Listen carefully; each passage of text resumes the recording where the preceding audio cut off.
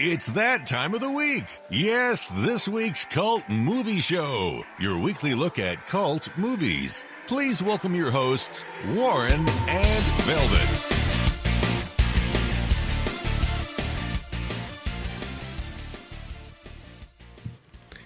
Yes, welcome to another podcast of the Cult Movie Show, number 55, with myself, Warren, and as always, the co-hostess with the mostest, Velvet. How are you today, Velvet? Hey, Warren, I am feeling quite refreshed. We took quite a break there. You guys don't know this. Warren flew in from Australia to the mountains of Montana to enjoy the Thanksgiving feast with me, and we've been in a turkey coma ever since. We just woke up. Yes. We just woke up. Oh, that turkey. That turkey, though. I wasn't too sure if it was a brontosaurus or a turkey. It was pretty big. Oh, yeah, I know. Those 30-pound turkeys over here. They get quite large. Oh, my goodness. You should see them go to battle with all the Bigfoot running around. It's pretty fantastic around this time. People take bets and everything. It's an exciting time. It would be amazing to see. I mean, I have to admit. I mean, we were in the kitchen.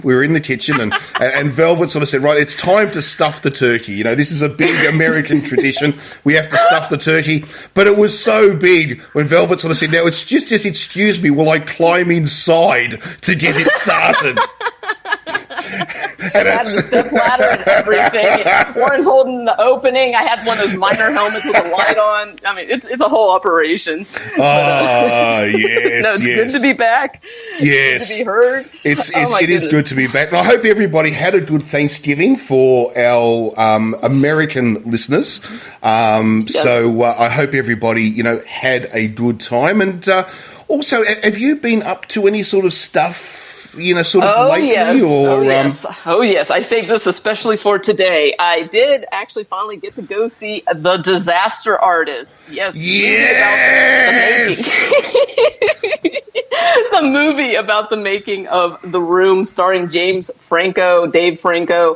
And yes, there is a cameo from Tommy Wiseau. So make sure you stick around for at the end of the credits. There is a post-credit scene worth checking out. It's very well done. This movie is a great movie about, first off, pursuing your dreams, really being an underdog, going after your dreams. I love that it has that very strong theme because, that's really what The Room, the movie The Room is. It's this movie that should, for all intents and purposes, be a complete failure, and it's achieved this cult following, and it's made Tommy Wiseau rich because he was already rich, we believe, but now he's even richer. Yeah. So. But really well done, really entertaining, great acting, and there's a ton of reenactments of famous scenes from The Room. And at the end of the movie, they even do a side-by-side comparison where they show you the original along with the... Oh, fantastic. Yes, it is so fun. I had a small crowd in the theater I went to, but evidently the people that went to this movie were familiar with The Room. And so we were all laughing and just giddy with anticipation when they had all the reenactments of certain scenes.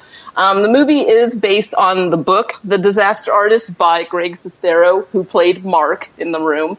And the movie actually follows along with the book quite well. They did keep out a couple of things just for the sake of time and, to keep the movie flowing cohesively. But if you're a fan of The Room, you should definitely check this movie out, whether in the theater or if you pick up a copy when it's available for rental or purchase. So yes. Definitely check it out. Absolutely. I can't wait to see it. I really can't. Definitely do. Because it's as bad as The Room is, and I still rate it as one of the worst films ever made, but as bad as it is, I still love it.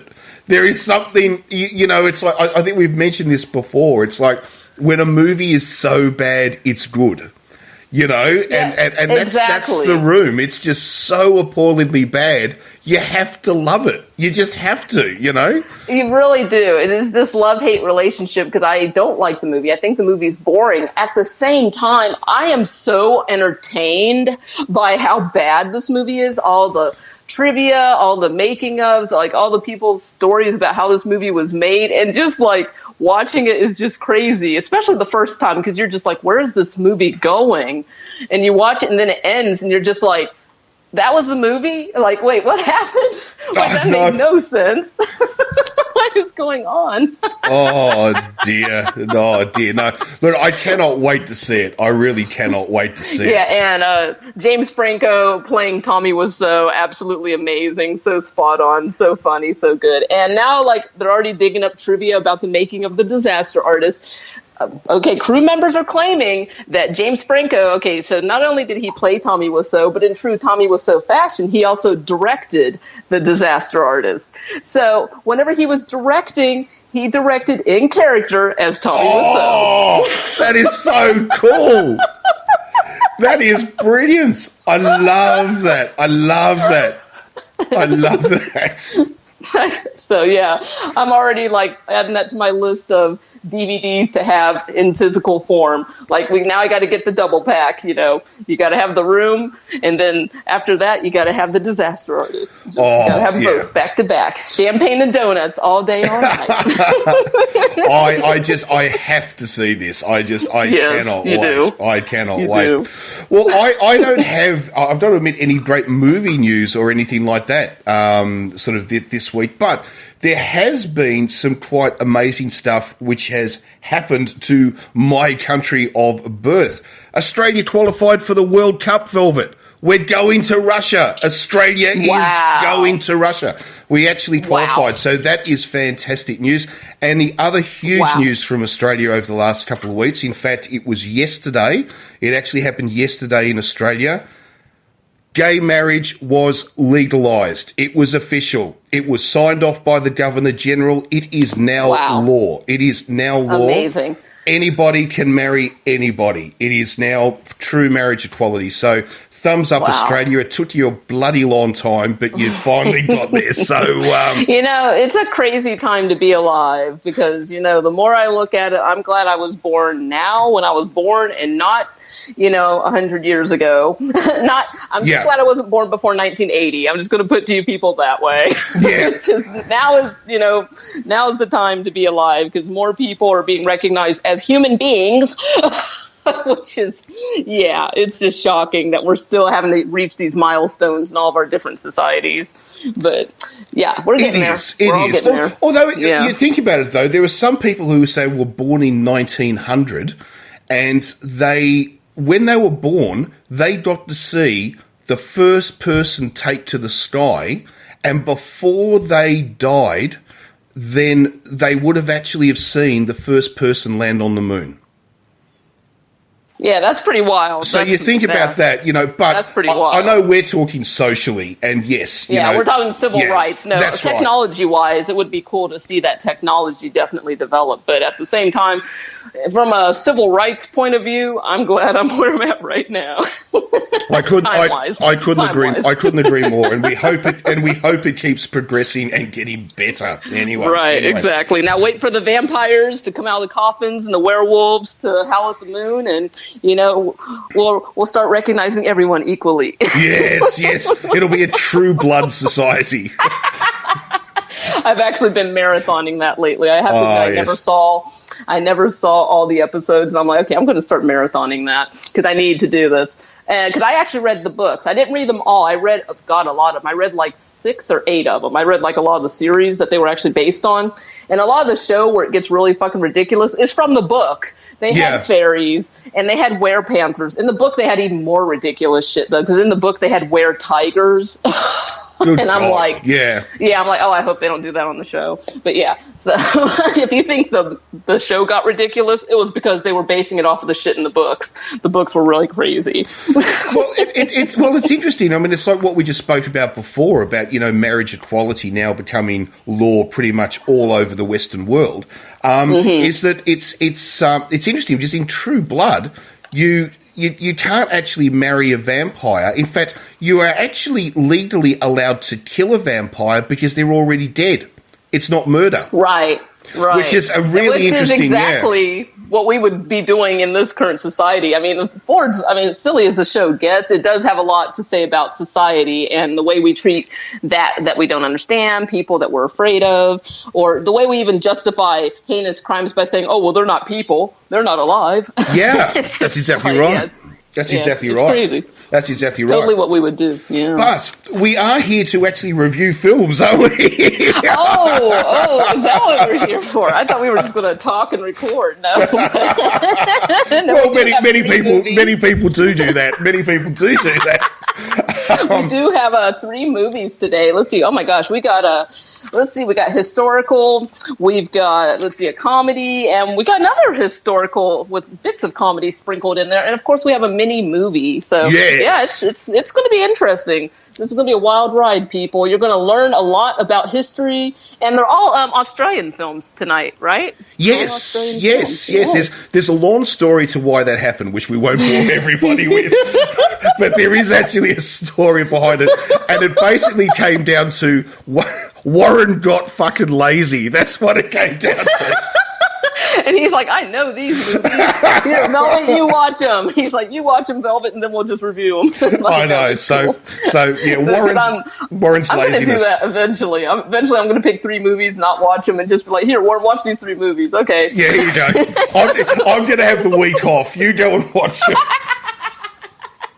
It's all good. I'm glad I'm glad we're reviewing these week because, again, I've not seen that many Australian movies. It's one of those things I think I have, but then you always mention a few, and I'm like, no, I've never seen any of those. I'm always glad when you introduce me to more movies from your home country. It's always interesting. It gets a little boring when everything's from America or everything's from England. It's nice to have anything outside of those 2 countries that's, films. Well, that is true. I mean, the vast majority of the films that we review are American and to maybe a lesser extent British. Other countries, I mean, we throw them in when we can, but we definitely don't do them to the same sort of degree. So, so it's cool that we're doing all Australian movies this week. So we're going to start off with a film which is a very big deal in Australia, but probably hasn't been seen by a lot of people outside of Australia. I think that'd be fair to say. And this is the 2006 offering called Kokoda. Now, what the fuck is Kokoda? It doesn't make any sense. Okay.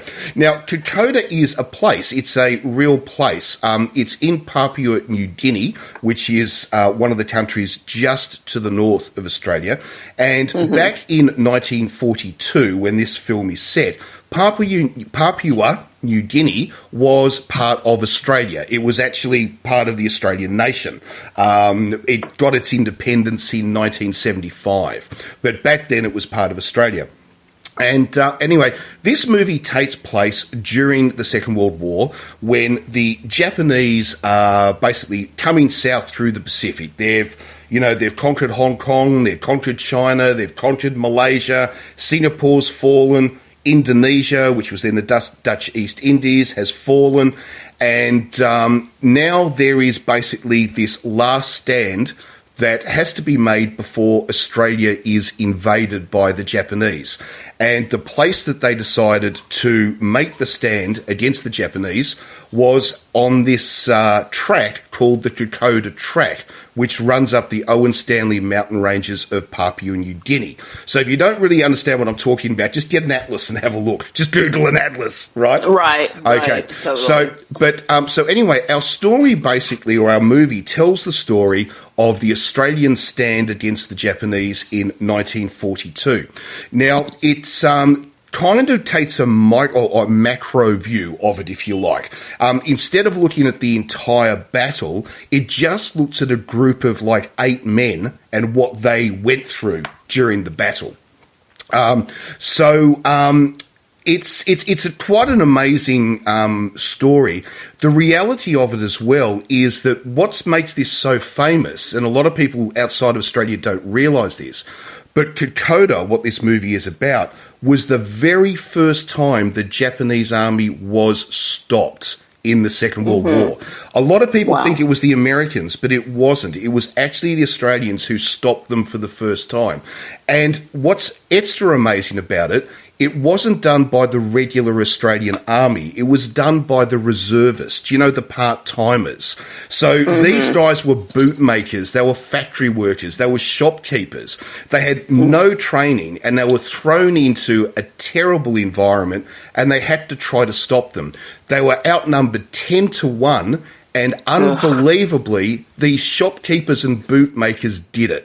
They actually stopped the Japanese. And so the Kokoda track is now viewed as sacred ground to Australians. This is like holy turf, if you get where I'm trying to say. So that's just now, do they do pilgrimages? I'm sorry, do they do pilgrimages like they do to Gallipoli? Oh, yes. Yeah, very much so. You can actually walk the track. It's actually about a 10-day walk. And it is murder because it's 40-degree heat, 100% humidity, and none of it's flat. It's either vertical or it's straight down, right? You just go straight up, and then you go straight up, straight down, straight up, straight down. So, but young people do it all the time. In fact, there was one of our prime ministers only a few years ago actually flew into Kokoda, and when he got off the helicopter, the first thing he did is he went down onto his knees and he kissed the soil. Wow. So that just shows you how important this is, because this was the battle that saved Australia from invasion. This is just how big it is to us.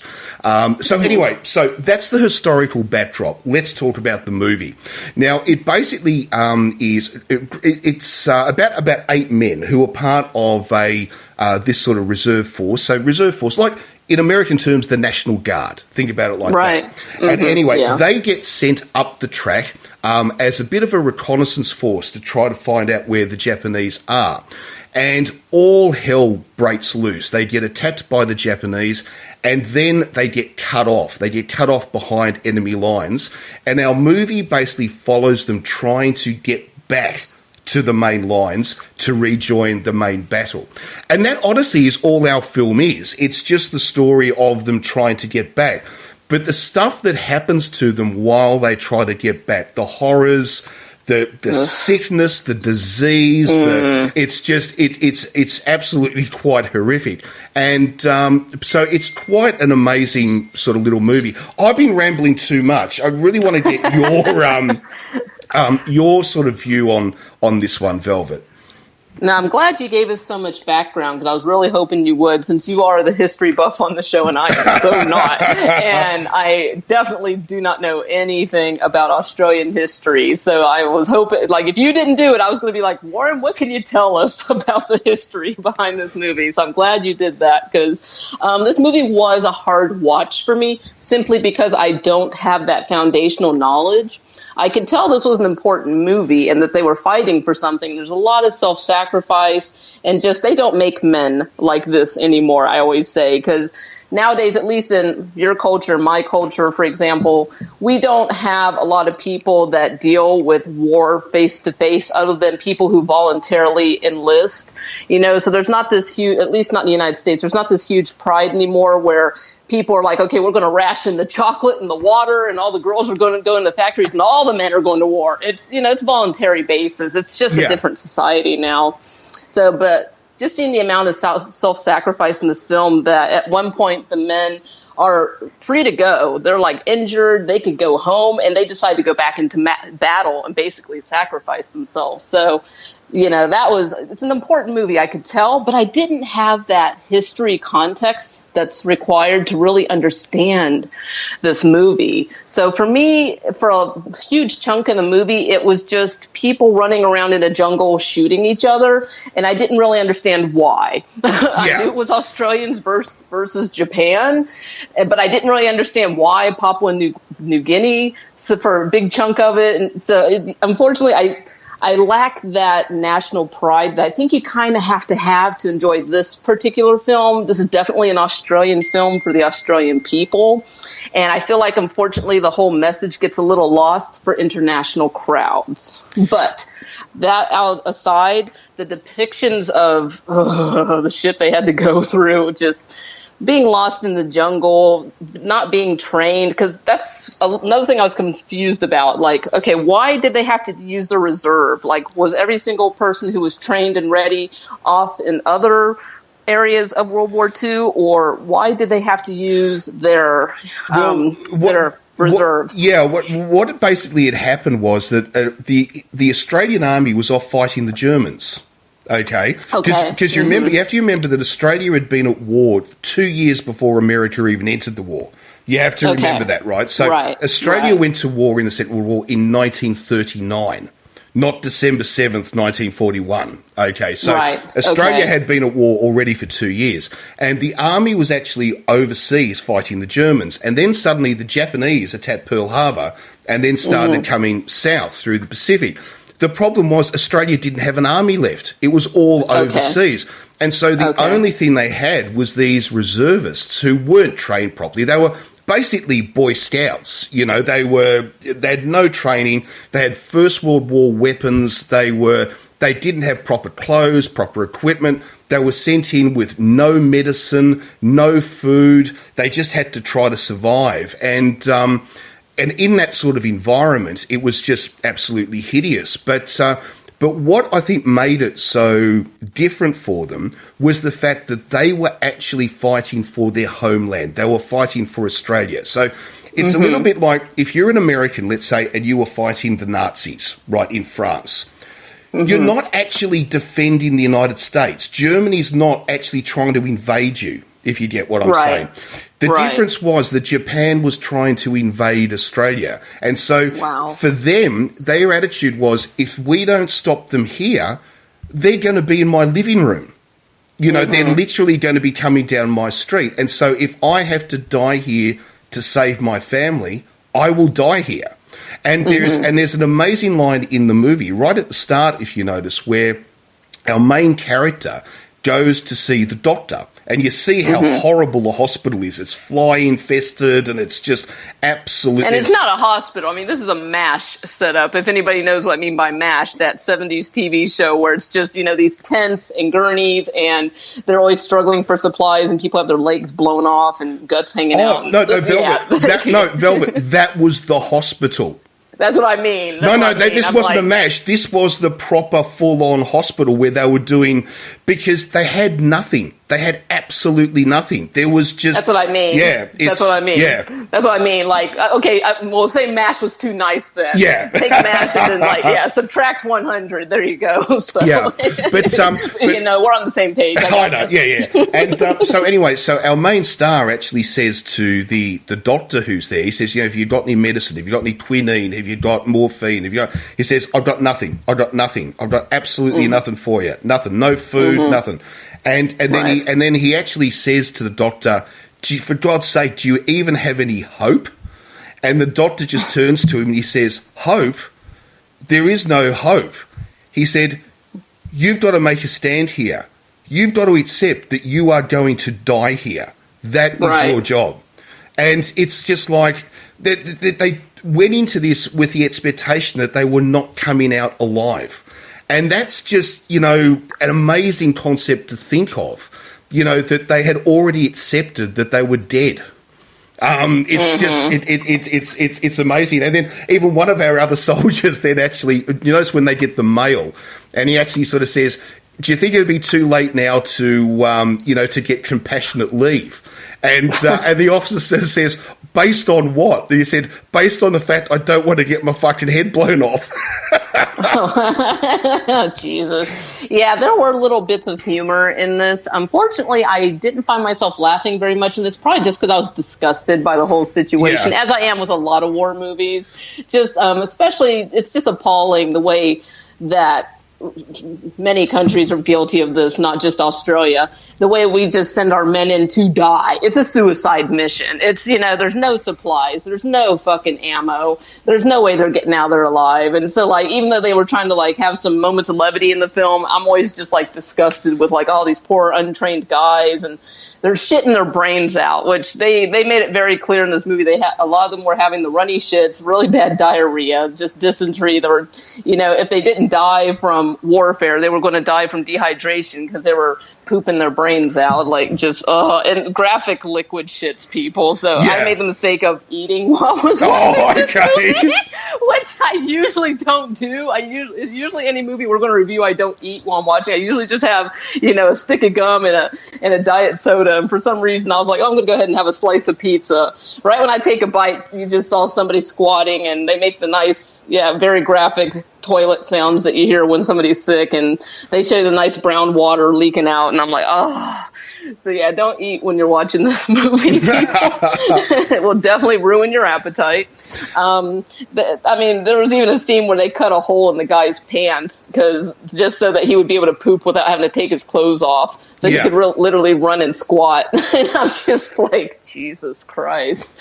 So you could just feel how uncomfortable it would have been for soldiers in this situation. Just, the disease and the fear and the sweat and the blood and the shit. I mean, just, and rain and mud and dirt and bugs crawling on you. And there's a gecko and just leeches. Oh my God. I was just like, wow, I would need a biohazard suit to just walk through an area like that. Well, to give you an idea too, this movie overseas, because it was decided nobody knew what Kokoda was outside of Australia. Right. So the movie was renamed for international sales. So if you are actually trying to find this movie outside of Australia, you'll probably find it titled The 39th Battalion.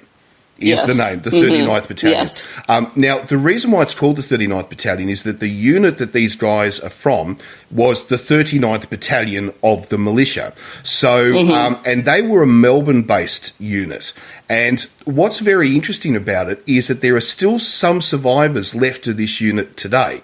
And in Australia, every Anzac Day, every town and city has a huge march where all the old war veterans get to march down the street, okay? And whenever in Melbourne, the 39th Battalion guys come out, and they've got their big banner, it says 39th Battalion, with the big words on it, Kokoda, and they come marching out, they get a standing ovation from Melburnians every time, because... Very cool. As we said, these guys weren't soldiers. They weren't soldiers, and and what they did to stop this professional Japanese army was just unbelievable. So 39th Battalion is what you often find it outside of Australia. But the other thing too is that in Australia, if you get the Australian DVD version or Blu-ray version of this, you will get a second disc. And what the second disc is, it's teachers' notes. For school teachers, because this movie is shown generally as part of the Australian history course in Australian secondary schools. It's actually shown as part of the history course, So that's really cool. Yeah, so that's why it comes with teachers' notes, the actual film. So I like that. I think that's really cool. So you guys get to watch Gallipoli and Kokoda. So we got the war film with the hookers and pornography, and then we got Kokoda with guys shitting their pants. No, but all joking aside, I think that's really cool. And I don't know how it is over there. I'm sure it's the same everywhere, honestly. Kids love movie day in school. So that's a great way for them to learn and be engaged and just really entertained. So I'm all for anytime they can bring movies into the classroom, and especially that they actually hooked up Kokoda with teachers' notes. That's fantastic. Just a great interactive way for them to actually learn history and also be able to put some faces to it. Obviously, these are not biographical actual people that they're using in this film. They're using actors, but still just to actually see people going through that strife and fighting for their country. I think that's great. I love that. Just the self-sacrifice that you see in Kokoda is really touching, because I have to admit, the first about half hour of this movie, I was just completely lost. I was like, again, I knew it was Australia versus Japanese and Papua New Guinea, but for some reason it just wasn't, striking those, heart chords with me. It just wasn't hitting me. Yeah. But then finally I'm starting to see the self-sacrifice, and then there's a really touching speech at the end that I actually really did like. I did get a little tear in my eye there, because I love that they're really pointing out that, hey, these guys are not trained for this, and they're willing to give their lives, even though, and they know they're going to give their lives. They're not walking away from this. It was also interesting the way they treated the Japanese in this movie, because I noticed that you never saw the Japanese troops' faces. So it was an interesting way of dehumanizing them, showing them as the enemy. They didn't want you to sympathize with the Japanese. You know, this wasn't a Hollywood movie where, oh, the Americans have sympathies for the German and let him go free, and then the German comes back and kills him. Like, it wasn't that Hollywood flavor. This is like strictly, you know, warfare, not personal stories. But at the same time, I feel that kind of hurts the movie a little bit for me personally, because there was such a lack of character development. I didn't know who anybody was the entire time. The entire time. So every single time they're like, where's so-and-so? Oh, he's dead.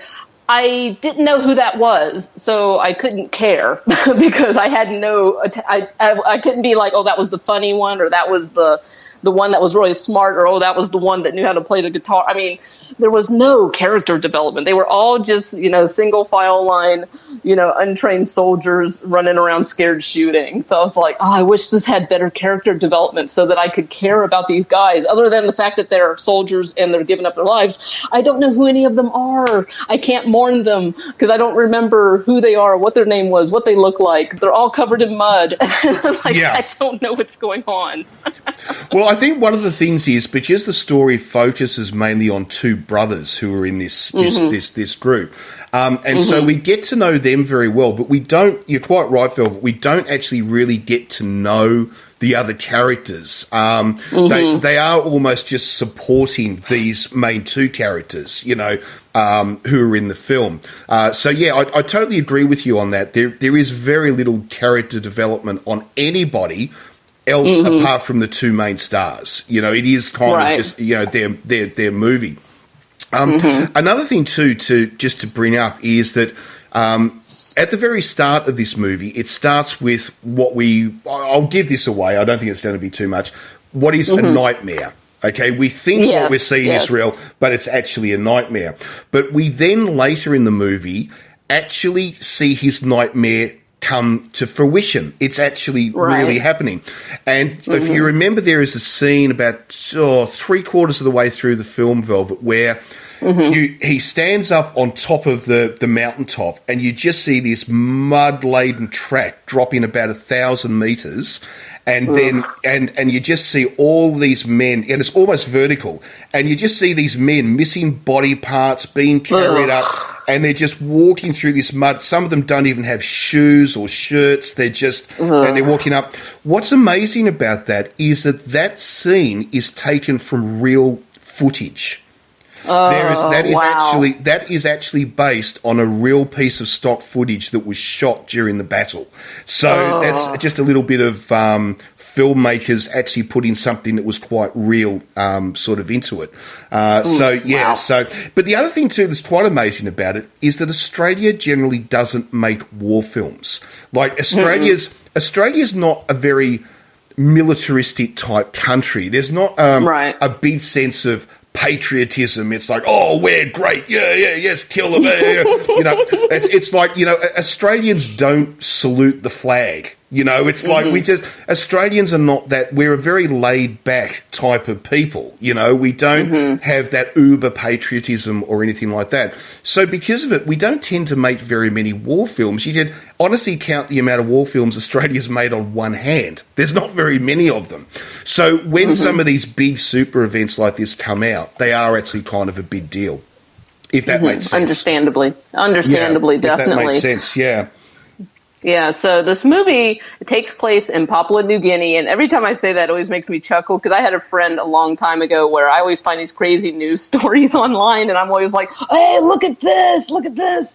One of my friends had found this crazy news story about cannibalism in Papua New Guinea, and my other friend, when I was telling him about this news story, was like, where the fuck is Papua New Guinea? So he just couldn't believe it was a real country. So stereotypical American. We're not very good with geography or geometry. And so it made me laugh when I was like, I actually know where that's at. But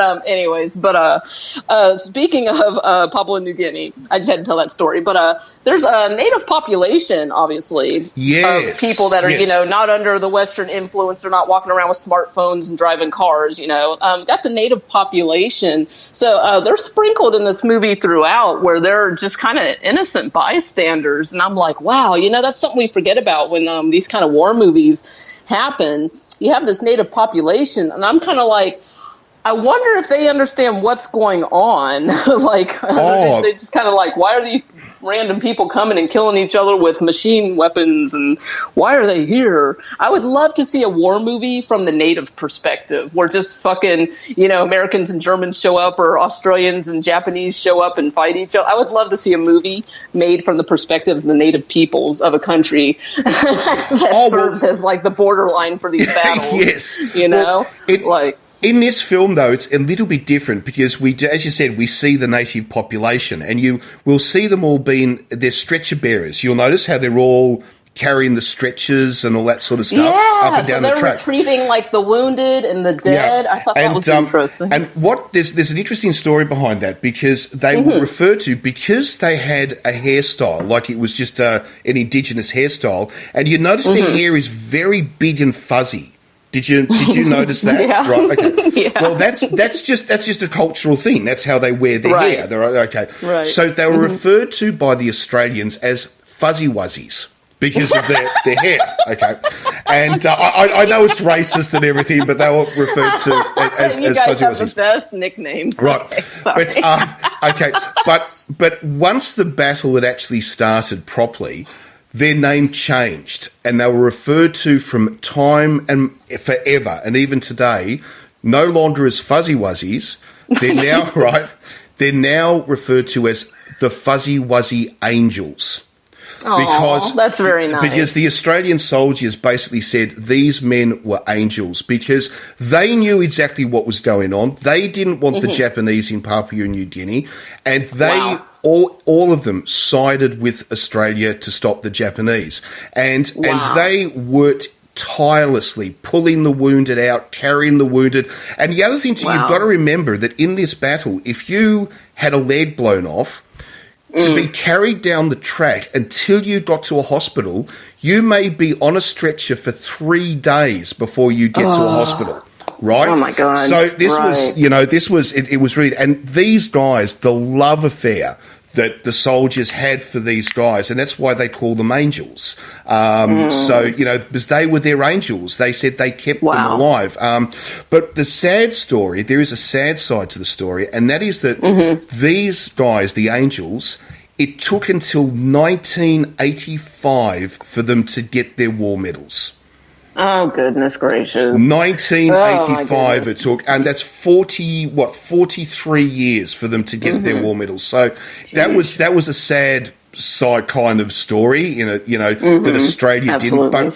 But we did. Eventually we did. And those men who are still alive, they wear you have no idea, they wear those medals with pride.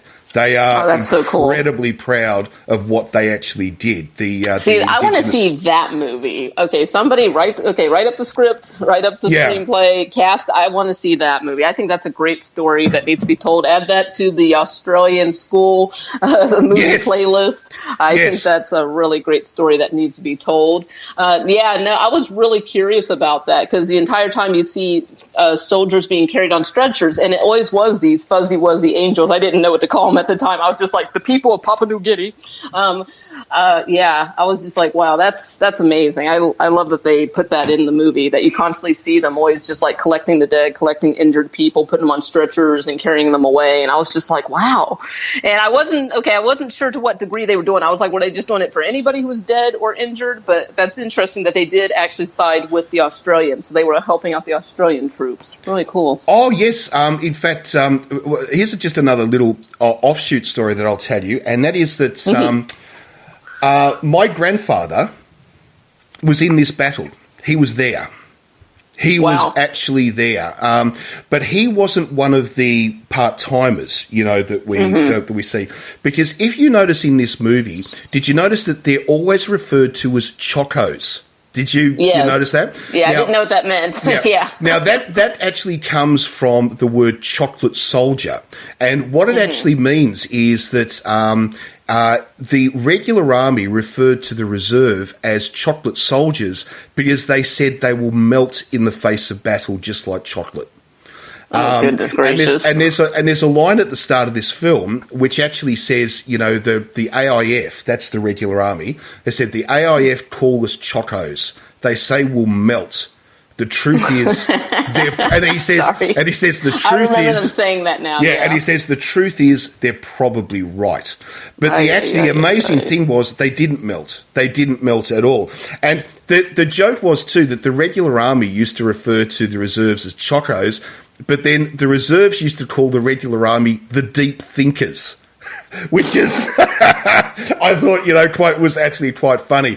And but my grandfather was a deep thinker. He was in the regular army, and he got there just as the battle was in its last sort of throes for the pushback. And he actually was decorated. He was mentioned in dispatches during this battle. He actually won a medal for bravery. So bit of family connection to the movie there. So amazing. That's really amazing. So there's a scene where the remaining members of this particular group of men that we're following in the movie, they're so fucking lost in this jungle. I just don't know how they make heads or tails of anything, how they find anything. It's all just mud and bugs and rain and blood, sweat, and tears and shit. But they managed to find, another, battalion, and they almost got their heads blown off, and they're like, "We're Australians, you assholes!" And but the guys don't believe them. They make them prove it. They're like, "Well, which wharf did you leave from in Sydney?" And of course, they had to say the wharf they left from. And I'm like, "Wait, do they think that the Japanese have perfected the Australian accent and are going to infiltrate? Like, why did they have to prove that they were Australian? They couldn't hear it when they spoke."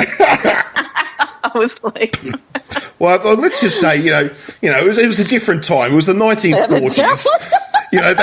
Australians weren't exactly worldly wise back then, I just thought it was funny that they were making them prove they were Australian, but I was like, God damn. Because, we have war stories over here, too, where, there obviously have been cases of, the different sides infiltrating each other. You always have a couple of bilingual soldiers that speak English as well as German, to the point that you can't tell where they're from based on where they speak. So every once in a while, when they would come across a soldier they were suspicious of, they would ask them baseball questions. Who won the World Series? Stuff like that, to make sure they were fucking Americans. So, but I just thought it was funny that it seemed like they were trying to make them prove that they were Australian. I'm like, seriously, do they look like they're the enemy? Do they sound? I don't know. It was just funny. I know. No. But I think Australians are some tough motherfuckers. Like in all these war movies we've seen, they will put up a fight and they will die for their country in these movies, and I love that. I love seeing that kind of patriotism and self-sacrifice in war films. It's I think one of the reasons why Australians have built up this reputation over about the last 100 years is that going back in time, like back to whether it be 1914 or whether it be 1939, life was actually pretty harsh in Australia. It was a pretty hard country to live in. It's not like it is now. Living in Australia is no different to living in Sweden. Just a bit hotter. But back then it was a pretty hard environment, and so these guys were pretty tough. They were honestly pretty tough, and the other thing too is that Australians, I think, have always prided themselves on the fact that, at least Australians see it this way, other people may not, is that they're individualists. They want to use it, and I think what has made them stand out a little bit is that they're able to do things on their own initiative. They don't need somebody to tell them what to do. Like, they can actually work it out themselves. And where, for instance, the whole idea, if you were fighting the Japanese, if a Japanese soldier, if they lost their officer or if they lost their sergeant, they would have no idea what to do. They'd just be lost. What do we do? What do we do? Where Australians, down to the last man, would be encouraged to use their initiative. And I think that's maybe where some of that toughness maybe comes from. I don't know. That makes sense. No, it totally makes sense. Like you said, it was a rough country to live in. There was no air conditioning. You didn't have cars to go wherever you wanted. I mean, it was always a long trek. I can even remember when I was born, when I was a little kid. Most people didn't have air conditioning in their houses, and you've got 40-degree Celsius summers, no air conditioning. No one had air conditioning in cars. You know, it was just like, it was hot as fuck growing up, like as a young person. Young Australians today don't know how lucky they are. Right. You know? Exactly. Even now, like, I mean, I've always grown up with air conditioning, but I've been in situations visiting other countries where you don't have air conditioning, and I became grateful for that shit super fast. But even now, sometimes the shit I hear come out of people's mouths, how they act like having air conditioning is just like breathing air. And I'm just like, wow, you are so lucky that you feel that way, that you've obviously never lived without it. Like, you have no idea. Yeah. Oh, goodness gracious. Goodness gracious. Well, I suppose I hope we've given everyone a bit of an insight, you know, sort of into this movie, Kokoda, or the 39th Battalion. It's not a movie that we can really talk through scene by scene, because I really think people just need to watch it.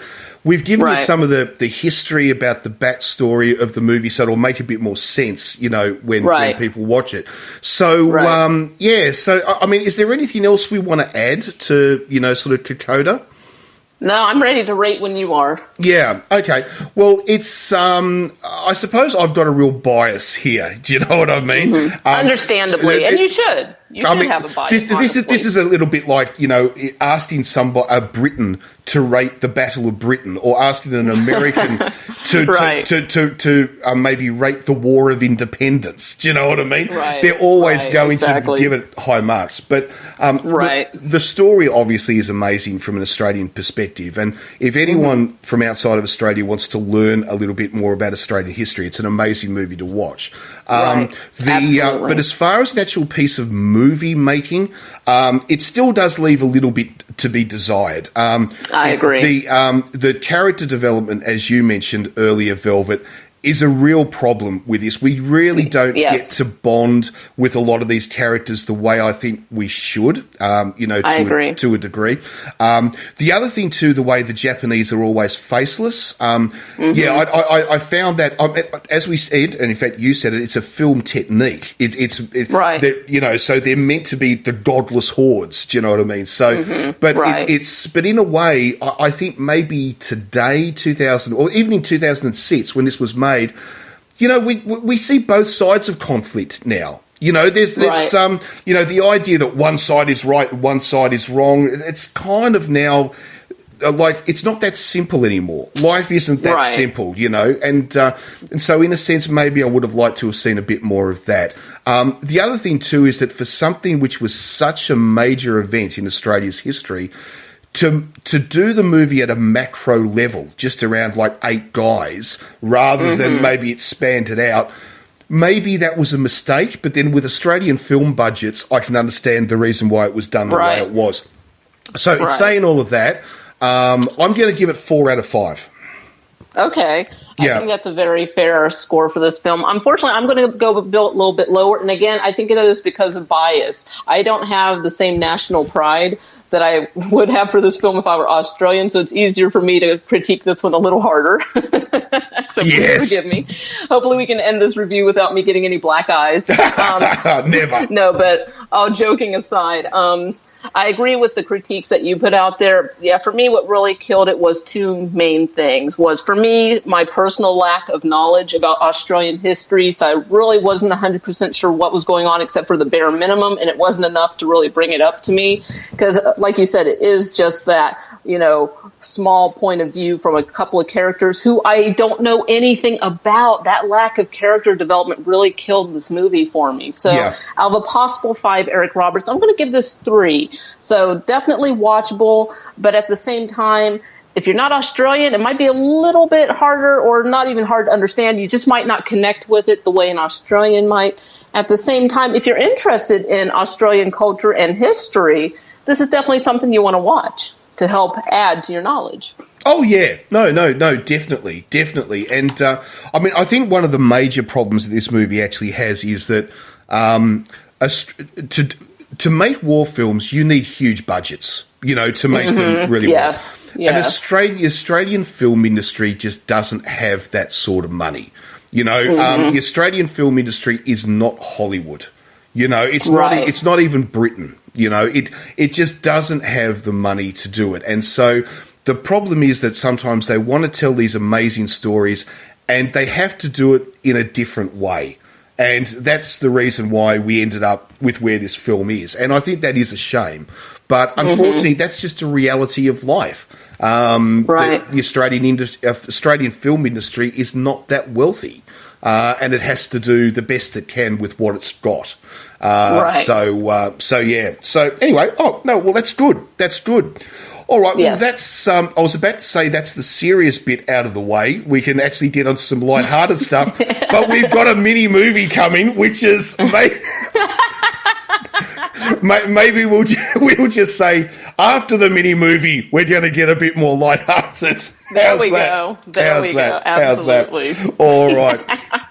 So we're just going to take a quick break, and then we'll be right back. Right on. It's time to get excited, short film fans. It's mini movie review time. Yes, it most definitely is. And what little discovery have you found for us this week, Velvet? All right, so today our mini movie is written by Laura Winter, and it is called Shared. And this really resonated with me, this story, because it's basically about how easy it is to share information in today's age. And sometimes you shouldn't share that information, as we've all found out. The way we can compare this to is back in the day, you would say, hey, do you have so-and-so's phone number? And one person would be like, yeah, but I need to ask so-and-so first before I give it out to anybody. Whereas nowadays, somebody would just be like, hey, have you seen so-and-so? They're like, oh, yeah, here's their Facebook or here's their social media. And it's kind of like, And sometimes that social media is private. Sometimes it's not. And sometimes it's not even a case of their social media. It's just people will find each other through social media. Like, that's one of the reasons I didn't like certain social media, because people from high school would find me and all of a sudden they want to be my friend. And it's like, I haven't spoken to you since the 90s. If we were friends, we would still be talking.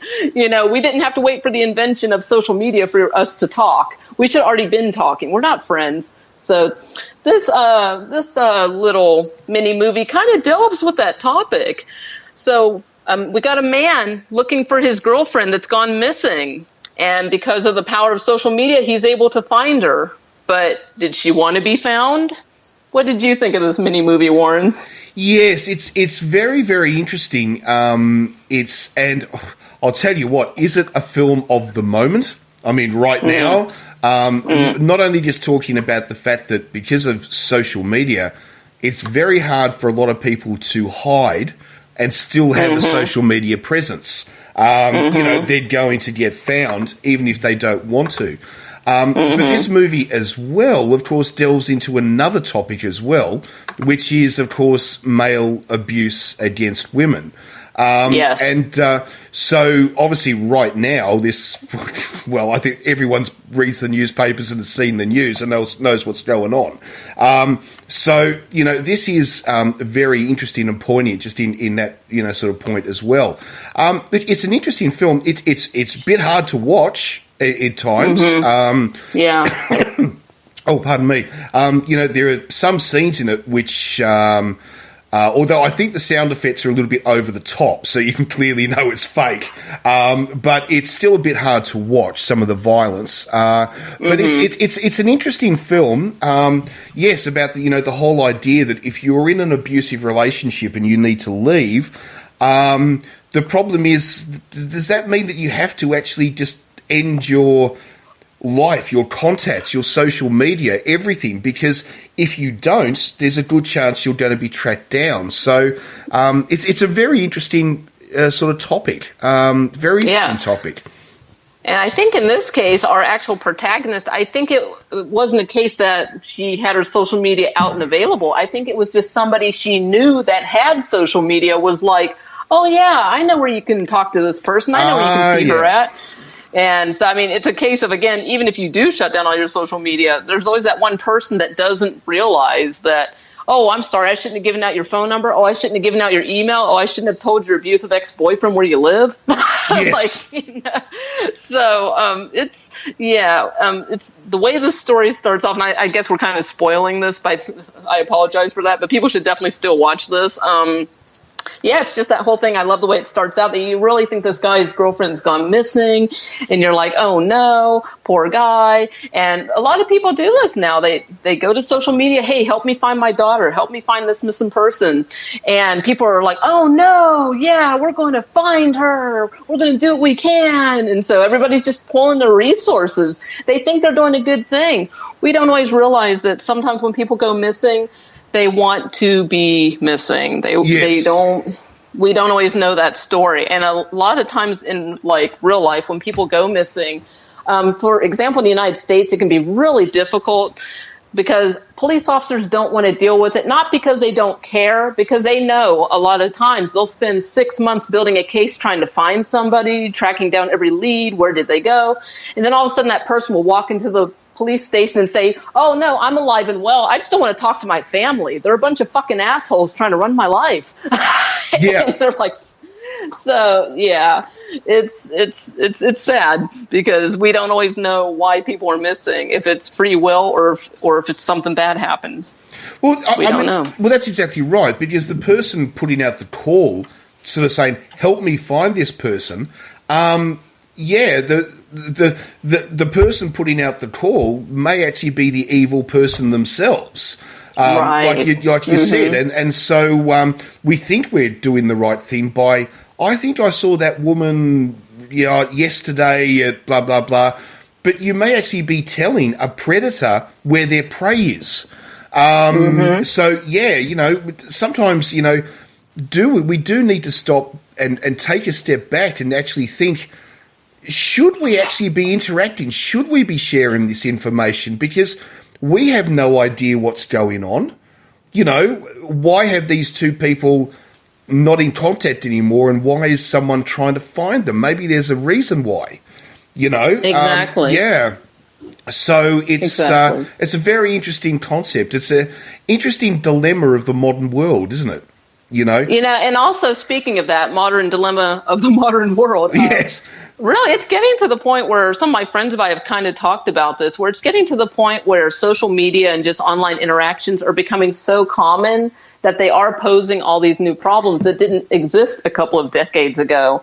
And it's getting to the point where people need to come up with solutions for this. Either we need to start having a class in schools teaching children how to stay away from predators, how not to give out too much information to strangers, that kind of thing. And I mean, there's even to the point where some people are like, wow, I think there needs to be an age limit on social media, just because now we have kids watching porn and, getting stalked by predators, and parents have no clue and they're not intervening. And it's just an amazing time. It's interesting to see how this is going to change, because eventually they are going to have to start putting more just knowledge out there about how not to get stalked. How, for example, if you have a friend that you're friends with online and you notice, hey, they're looking for somebody, and that person, you need to contact the person they're looking for first and be like, do you want to know this person? Do you want me to get you in contact? Like, before you just give out their information. Yes. So, yeah. It's crazy time. It's an amazing time, but it's a crazy time. It is, it is. But I suppose the other part of this movie is it's not just that concept of sharing information, which maybe you shouldn't. There's also the topic in this about male abuse of women, and which is a topic at the moment, obviously, which is in the forefront. But it's a horrible topic in the sense that right now, because what we're doing is that, like, I don't know if you've noticed, like, the conversation in the media or just with people online, especially, is that we don't seem to be talking about the men that do this stuff are wrong and the women are victims. Like, we can't seem to understand this is a black and white issue. Instead, we seem to be finding excuses for why it's going on. And, maybe she did this or maybe she did... No, there's no excuse here. If a guy sexually assaults a woman, the guy is in the wrong. If a guy hits a woman, the guy is in the wrong. There's no excuses here. There's no, she was wearing a short dress or, she was flirty. No, that's not an excuse, No. But we still even if she was yelling in his face, cussing him out, that does not give him license to punch her in the face. It's just you walk away. A real man walks away in that situation. But the thing that terrifies me about what I see right now is that we have many of these people who behave like this, and we're not removing them from society. We're not saying they're wrong. If anything, we're often rewarding them. We're electing them to political office. We're allowing them to keep playing football or whatever it is, and we don't stop their behaviour. And this is the thing. Exactly. We seem to, for some reason, accept this abuse because the person is aligned to us politically, or because they're a good football player, or because they're a good singer. Exactly. My God, exactly. Yeah, in pop culture, it always shocks me. Like, most recent famous example for me, even though this is a while back, was Chris Brown and Rihanna. It is so well documented that he beat the shit out of her. And I thought that would kill his career, and it did not. No. It shocks me that people forgave him for beating up his girlfriend. And wow. Yes, just amazing. I mean, how do you buy music from someone who is an abuser? It's, how do you vote for someone who is a pedophile? It's like, how the hell do people do this stuff? They switch themselves off because of... It's just, I find it stunning. Anyway, it is. Enough of the political rant. Sorry, but I just find it stunning.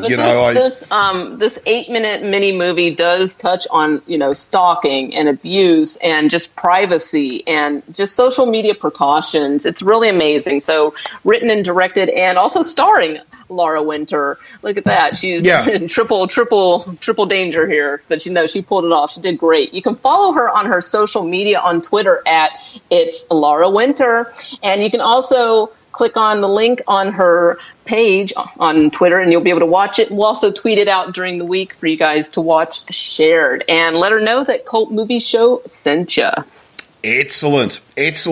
All right, well, we'll just take a quick musical break and we're going to lighten the mood from now on, all right? Promise, guys, we're going to lighten the mood now for the rest of the show. All right, because our next two movies are comedies or comedy dramas, if you like, but they're a lot more lighthearted. So, we started this movie, this podcast on a very heavy note. We're going to now just go into having some fun. So, we will be right back.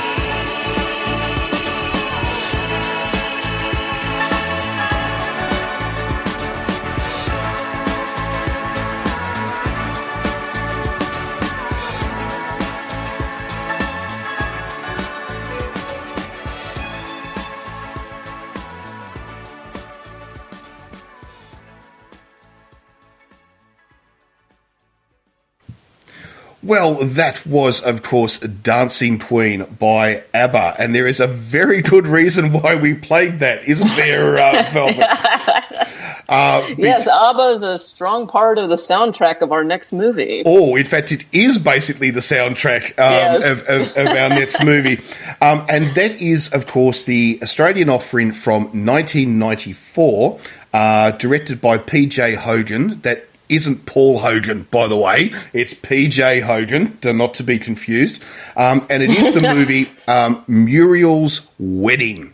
And this is actually probably the most famous of all the movies that we're talking about this week, because this movie did actually get a lot of international airplay and did actually win a shitload of awards around the world, basically for, best foreign film and, best foreign comedy and all that sort of stuff. And it cleaned up in Australia, with the, on the awards circuit. And it's a very, very famous, very, very famous movie.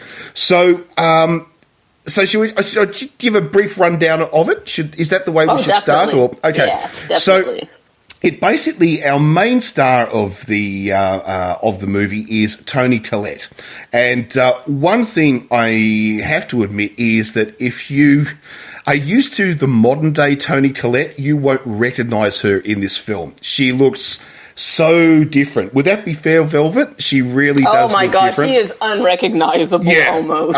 Yes. Definitely, she gained 40 pounds to play this role with the help of a dietitian. So that was healthy weight, people. Healthy weight. So, you really won't recognise her. So it's basically the story of Muriel, who has basically been born and brought up in a small coastal town, so a country town, but on the coast in northern Australia. And, actually that's not quite true, sort of east coast Australia. And anyway, so she lives in a fantasy world. She's not really very good at anything. She dropped out of school early. She has never really been successful at anything. She seems to quit everything she tries. She lives in a bit of a fantasy world where she lies to people about what she's doing. She makes things up all the time. Her life is just, it's almost very childlike. It's almost, it's almost very childlike. And she has two obsessions in life. One is ABBA. The band ABBA from Sweden, and the other is getting married. But she's not obsessed with actually finding a man and falling in love with him. She's just obsessed with getting married, the actual act of getting married. Wearing the wedding dress, having the party, all the adoration. Yes. Yeah. So anyway, our film starts with she's at a wedding of some of her one of the girls that she went to school with. And who's played by Sophie Lee, who is actually, if you remember when we did the movie The Castle, do you remember that, Velvet? It's the same girl who played the daughter. And who played the daughter. Slightly different character in this one because she's rough as guts. So anyway, we start to learn, that she stole the dress, from the shop that she went to the wedding with and all the rest of it. And we meet her father, who is played by Bill Hunter. And Bill Hunter cannot stand Muriel, his daughter. He also can't stand any of his children. He can't stand his wife. He's one of these career politicians, but he's small time and he wants to be big time. And he believes that it's his family which is holding him back. Cut a long story short, he gives Muriel a blank check to basically go off and sell cosmetics for a friend of his. She's supposed to, start a business, basically. But what she actually does is she goes off and has a holiday on one of these resort islands off the coast of northern Australia, where she meets up with another old school friend who's played by Rachel Griffiths. And they they bond instantly and they form this friendship. So anyway, after their little holiday is over, she goes back to the country town where they find out that she's just bankrupted the family by spending their entire savings on this holiday. So she runs away to Sydney to be with her friend Rachel Griffiths, and the story basically follows the two of them in Sydney, and some really bad shit will happen to Rachel Griffiths. Tony Collette will sort of try to stand by her, but in the same time, she's still obsessed with this marriage. And so she gets herself basically into a fake marriage where she's prepared to marry a South African so he can get his citizenship. And, of course, from that, then the movie will develop where she starts to finally learn who she is, and that these dreams and this fantasy world, the lies that she tells, just can't continue. And in a sense that, you know, through all of these different experiences of going through this fake wedding and so forth, she will grow up and she will finally become an adult. Would that be a fair sort of description of the movie, Velvet?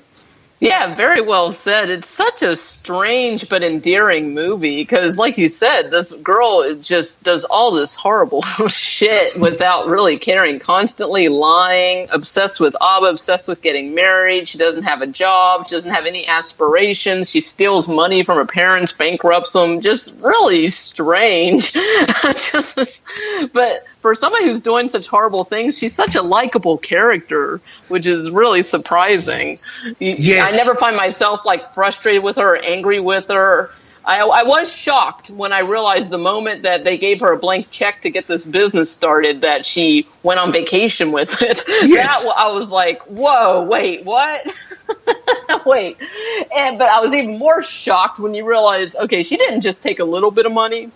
You know, because they gave her a blank check. So I'm thinking, okay, well, she probably just, you know, a couple thousand maybe. No, the entire family savings to go on vacation and then go move to Sydney and start her life. And I was just, shocked. But no, very endearing characters. Or she was actually. And of course, the friend she makes, she finally makes a real friend because the friends that she's hanging out with in the beginning are total frenemies, horrible people that maybe at one time they all had something in common, but they've grown and changed. And I guess she's always kind of stayed the same. And they just feel like, you know what? You're just not on our level anymore. You got to make friends that are more like you. So just horrible people.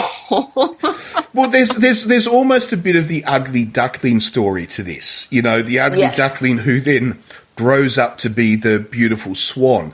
Because, you know, all her girlfriends or the people she, you know, sees as girlfriends, of course, really don't respect her. They don't like her. They don't have any real time for her. And, but of course, they are themselves like this cool set, if you like. They're actually very attractive people when you look at them. I mean, they're, you know, the actresses they chose, very, very attractive. Yes. And then, of course, Toni Collette frumps up for the role. It's like you said, she put on, how much was it? 40 pounds. 40 pounds, you're right, for the role. So, but the interesting thing is that we find out that her friends, they might be gorgeous and beautiful, but they're horrible people. They treat people terrible. Not only that, they're having affairs with each other's boyfriends and husbands, and terrible. You know, awful people. Yeah, I mean, there's a great line by Sophie Lee about fellatio. Should I say it or? Oh, absolutely. Yes, where they're in it's towards the end of the film. They're having an argument, and she's saying, "Well, you know, you sucked my husband's cock," and then Sophie Lee sort of says, "Well, it doesn't matter because I sucked your husband's cock." And I realized that people make mistakes. Yeah. I was like, wow. You know, okay. Wow, that's one way to look at it. Yeah, just right from the beginning, there's a wedding with her friends, and right at the wedding, the groom is already cheating on her. They're having sex with, you know, the other girl's friend in like the laundry room, and it's like, like just all around awful people. And that was actually weird towards the end because she divorces this guy because she finds out he's cheating on her right when they even get married. And then she's going to get back to him, but first she's got to wait till he gets out of prison because he's been accused of raping somebody. And I'm like, what the fuck? I know. Jesus, lady. It's like, really? You can't do any better than that? You're going to keep going back to him? I'm like, so just an awful person. Oh, absolutely. Well, there's a classic line in it when she sort of says, well, I've got to wait. She calls her husband Chook. Chook is actually a nickname which is very popular in Australia, believe it or not. There are lots of guys who are nicknamed Chook. Just go with it, right? It's just it's a nickname in Australia. It's a bit, it's a little bit like in Australia you call a redhead blue. Oh, okay. Don't ask me why. Their head's red, so you call them blue, right? It's a little bit like Virgin Airlines in Australia is called Virgin Blue, but you know why it's called Virgin Blue? Gracious. Because its colours are red. It's because the Virgin Company logo is red, right? So in Australia, the company is called Virgin Blue. So anyway, that's Australians. You need like a whole college course in Australian slang to be able to hang. From the outside looking in, I have no clue. Yeah. I'm like, but then she goes, I've got to wait till Chook comes out of prison first, and she goes, he's in there for raping a Japanese tourist, and she goes, it's absolutely ridiculous. He's racist. He hates the Japanese. And it's like her excuse for this all is that he can't have done it because he's racist. It's my god! It sounds like a real winner. And that's the whole point. These people are horrible. Muriel's family are horrible. Her father's horrible. Her mother is just in this state where her mother can't survive. She's. A horrible thing will actually happen to her mother, which is almost like the catalyst that kits Muriel over, where she does grow up. I won't actually say what happens to the mother. I think we'll let people watch it. But this movie takes a surprisingly serious turn. Yeah, it does take a very serious turn. Yeah, like I said, it's a really unusual story. It's not your usual Hollywood cookie cutter fare. So I love that we're doing this Australian cult classic because it is a comedy, but there's romance, there's drama, but it's just got a weird flavor to it. But I did like it. So back to Sophie's vacation, she actually makes a friend, a real friend, not these shitty friends that dumped her because she's not cool enough. They even tell her, she's like, "You're fat," and I'm like, "Wow, great friends." But so part of this vacation is that they do like these lip syncing contests. And we have Muriel and her new friend lip syncing to ABBA's Waterloo. Where did they get the ABBA outfits from? Was that included in the cruise? I think it was probably just included. I don't know. That's very cute. They have wigs. They have full white silk-looking cat suits with flares at the legs and ruffles, and it's just really cute, fun scene. And that's such a fun, upbeat song, and it's just cute to see them performing like a choreographed dance and lip syncing to it. And they win. They win the contest, I believe. Yes, very cute. While Sophie Lee is rolling around on the floor with her best friend, and they're punching the shit out of each other because she realizes that her bridesmaid slept with her groom on her during the wedding reception. So it's a very funny scene because they're obviously doing the ABBA song at Waterloo, but they're doing it exactly as the film clip is. If you've ever seen the film clip to Waterloo, it's actually mimicked exactly to the film clip. But in the meantime, we've got these two girls who are catfighting on the floor of the restaurants while it's going on. I know it's and one of them already has a black eye from getting punched out from the bride. So it's quite funny. Yeah, really quirky, really strange, unexpected.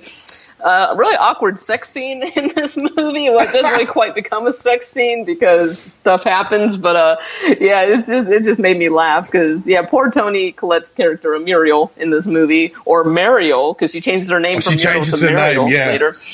And a guy actually asked her out on a date, and she brings him back to their apartment, and they start kissing. He starts taking off her clothes, but she's like laughing her ass off, and then like stuff explodes, and people run in because they think her date's hurting her. It's a weird, awkward scene, but it made me laugh.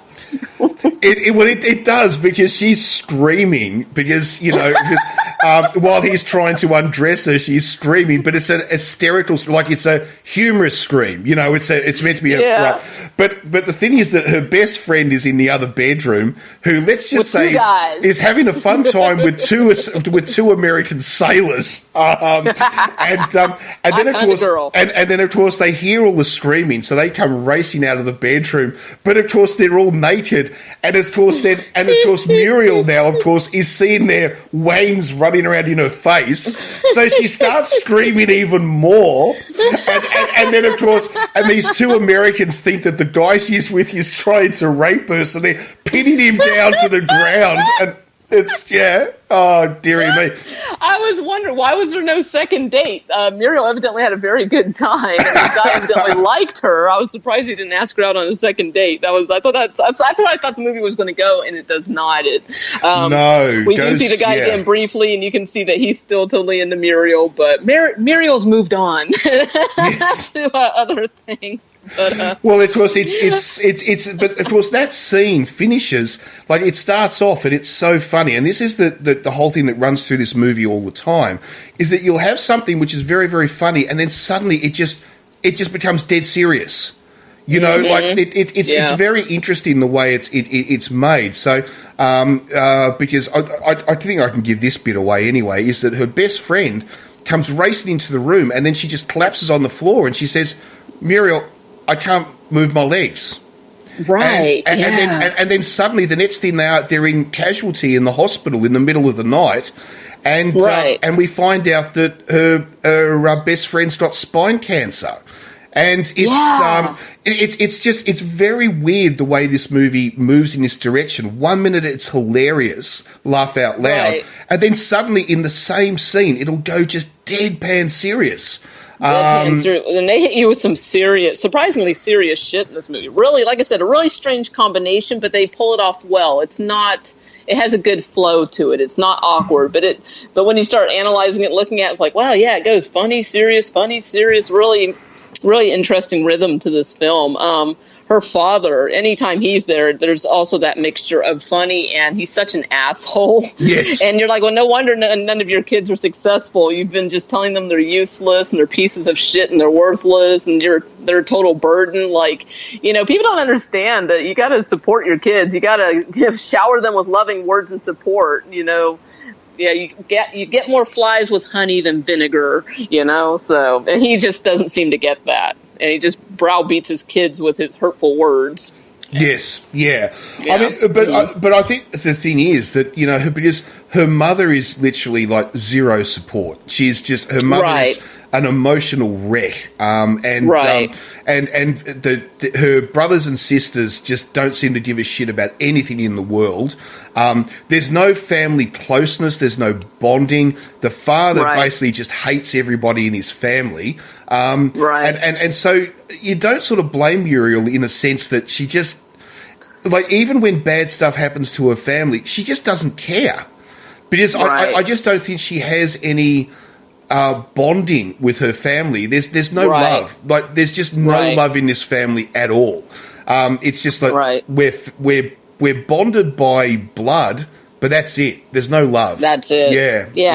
She has no emotional role models because her mother's a statue and then her father's an asshole. So it's like no emotional development, no emotional maturity. So, but not until she gets out of the fucking house and goes off to the city without her shitty parents and siblings, then she really grows and blooms and has a loving, a fun, supportive friend. I really like that friendship. I like seeing her get that and how that changed her and how she started becoming responsible. And it's such a cool movie. Yes. It's really one of those uplifting, like, it hits you with funny moments, it hits you with serious stuff, but it leaves you on a happy note, and you know she's going to be all right.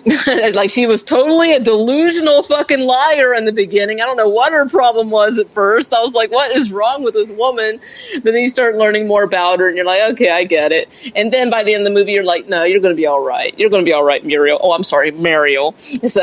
Although she does change her name back to that's right. Yeah, she that's does. Right. When she suddenly realizes, it's like who she is. She can't live this lie anymore, you know, so she does change it back. But this film was hugely successful. it cost them $9 million to make, okay, back in 1994. The box office return, $58 million. Oh, wow. Box office smash. Right, Good job. so this was a huge hit, and it wasn't just a hit in Australia. This movie seemed to work in other countries as well, which was, very sort of interesting. One thing I will say about it is that it's got almost an independent movie feel, even though it's a mainstream film. Yeah, it does. It does. It doesn't follow that standard cookie cutter storytelling at all. And it doesn't, I like that too. It doesn't insult the audience with these cliche characters that you know what they're going to say before they even say it. It's really, this is a nice treat. I'm glad we watched this. Oh, and I also liked how they showed, like, for me, how there's that theme of you're focusing on a goal. For Muriel, that goal was getting married. But I think we've all, at one time in our lives, or more than one time, we all have a goal that we focus on, and we think once we achieve this goal, everything's going to be all right. Everything's going to go our way. It's going to change our lives once we achieve this goal. And in this movie, she actually achieves this goal, and she realizes this goal isn't going to change her life. Only she can change her life. So, I mean, it's a great message that, you don't have to depend on one certain thing to turn your life around. You can just make that decision to make it happen. So I was like, yeah, I like that. That's cool. But there are some classic lines in here where Muriel just shows that she's not really 100% with what's going on around her. I mean, it's like when she agrees to marry this South African swimmer who wants to get Australian nationality. And anyway, but what we need to point out, he's white South African. He's not black South African, okay? But anyway, so when she meets him, though, there's a hilarious thing because the man who's trying to organise the wedding, and he says, now you may realise, Muriel, that in South Africa there's a lot of racial tension at the moment, and that's why he wants to move to Australia. And Muriel just looks at him and goes, "Are you black?" And they're like, what? What? Yeah, no, I thought it was funny, too. Yeah. When this guy's whiter than white, and it's just, oh, are you black? It's like, oh, Muriel, no. It's like, it is good. And the other thing, too, the facial expressions that Toni Collette pulls off throughout this film, they're just hilarious. The smiles, because, Toni Collette has very, big teeth. I think everyone would admit that, right? Yeah, she has a very big mouth. Yeah. And so, but she puts on these huge cheesy grins, which are just all teeth, and it's just hilarious when you see her do it. It's like it's like the best way I could describe it is where Toni Collette is obviously just such a great actress. She is. When she's doing it, when you see her smiling, when she's happy, when she gets excited, she doesn't look like a 25-year-old woman. She looks like a 3-year-old child. Like she's actually able to channel it, and it just shows, she's a good actor. She really is. Yeah, she really is. There's a great show she did back in 2009. It ran for, I think, about 3 seasons, maybe 2. And it was United States of Terror. If you guys have not seen that, if you guys haven't seen that and you like Toni Collette, definitely hunt that down and marathon that, because she plays a woman with dissociative identity disorder, or what we used to call multiple personality disorder, and she's amazing in that. I mean, one of her personalities or alters is a man who served in one of the great wars, and he got his dick shot off when in war. That's why that's how he justifies not having a penis when anyways, it's just a funny show.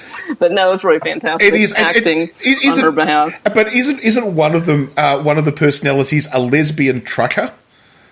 No, that was supposed to be a man. Right. Oh. Yeah, he was always like, "Oh, I got my dick shot off." That was him. Okay, sorry. It's a long time since I've seen it. It's a very good show. It's a very good show. Because she does actually end up having a relationship with a woman when she's in that male altar, and that's the only way they can have sex is oral sex, because he lost it in Nam and he got shot off. And It's a great show, though. What else was I going to say? Oh, there is a big goof in this. You probably know about this. There's a big goof in Muriel's wedding. So the movie's from 1994, and one of the big plot points is that she finally gets her wedding because she agrees to this sham marriage so that this guy from South Africa can get Australian citizenship, and that way he can compete in the Olympics for Australia. So that's his thing. But the thing is, this movie was set in 1994, 2 years after South Africa competed in the Barcelona Olympics. So there should be no reason why David had to marry Muriel or anybody else in order to swim at the Olympic Games. No, there is goof. No, there is a reason. Goof. No, there is actually a reason. Yeah, okay. Sorry, I didn't mean to sort of say, sorry, Velvet, you're wrong. But no. There's a reason for that, and you're quite right. South Africa had re-entered the world. Obviously in 1994. So Nelson Mandela was president, and it had re-entered the world. But the situation was that South Africa had zero money for its sporting teams. So if you wanted to be an Olympian champion, it takes a lot of money. Okay, right. But where's the money going to come from? Now, the thing about Australian sport, different to a lot of other countries, the government funds it. Right? Oh, so okay. We have sporting universities in Australia where if you're good enough to go to the Olympics, they pay for everything. They train you. It's all done out of the taxpayer's purse because Australia basically got to the stage it was sick of never winning any gold medals. So now it actually pays for all of this stuff. And so the thing was that because he was so good, if he became an Australian citizen, he could then join the Australian swimming team and everything would be paid for and he'd guaranteed a gold medal. Where the problem was doing it for South Africa, he'd have to self-fund it. He'd have to do it himself.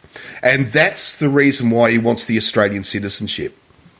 Gotcha. So, yeah. Wow. That's now the that makes sense. why. No, I'm glad you cleared that up because I was kind of like, what? Yeah. Okay. Yeah. Because Otherwise, yes, if you didn't know that Australia has this thing called the Australian Institute of Sport, where all the Olympians go and they train and all the rest of it, it's all funded by the taxpayer. If you didn't know that, then you do exactly what you just said. You'd sort of say, hang on, this doesn't make sense. It's 1994, right? But that's the reason why. So, Okay, now I'm glad you cleared that up. You don't remember Australia is like Sweden or Finland or Holland.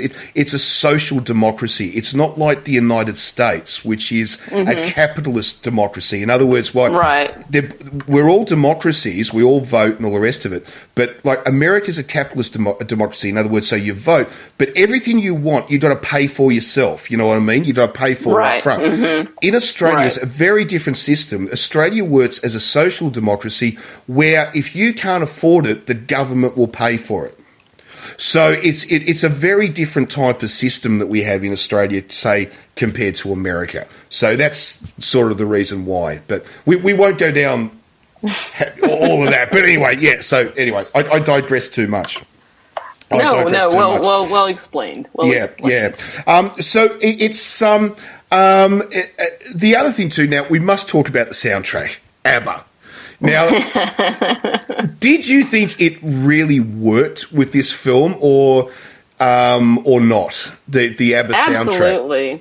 Absolutely, because ABBA is a very theatrical band. I mean, they had a lot of stage presence, a lot of, flashy outfits. Just, the music was always over the top, grandiose, and it's a fantasy. And Muriel lives in a fantasy world. Yes. So that was the perfect soundtrack for her. I think that's exactly right. If you had have chosen anybody else, it wouldn't have worked. ABBA just worked so well. The other thing, too, that can't be understated is just how huge ABBA still are in Australia. They're one of the most popular bands to ever come to this country, to come to Australia, ever. As big as the Beatles. ABBA was huge in Australia. When ABBA made the ABBA movie, all bands have to make a movie, it was filmed in Australia. They actually made it in Australia.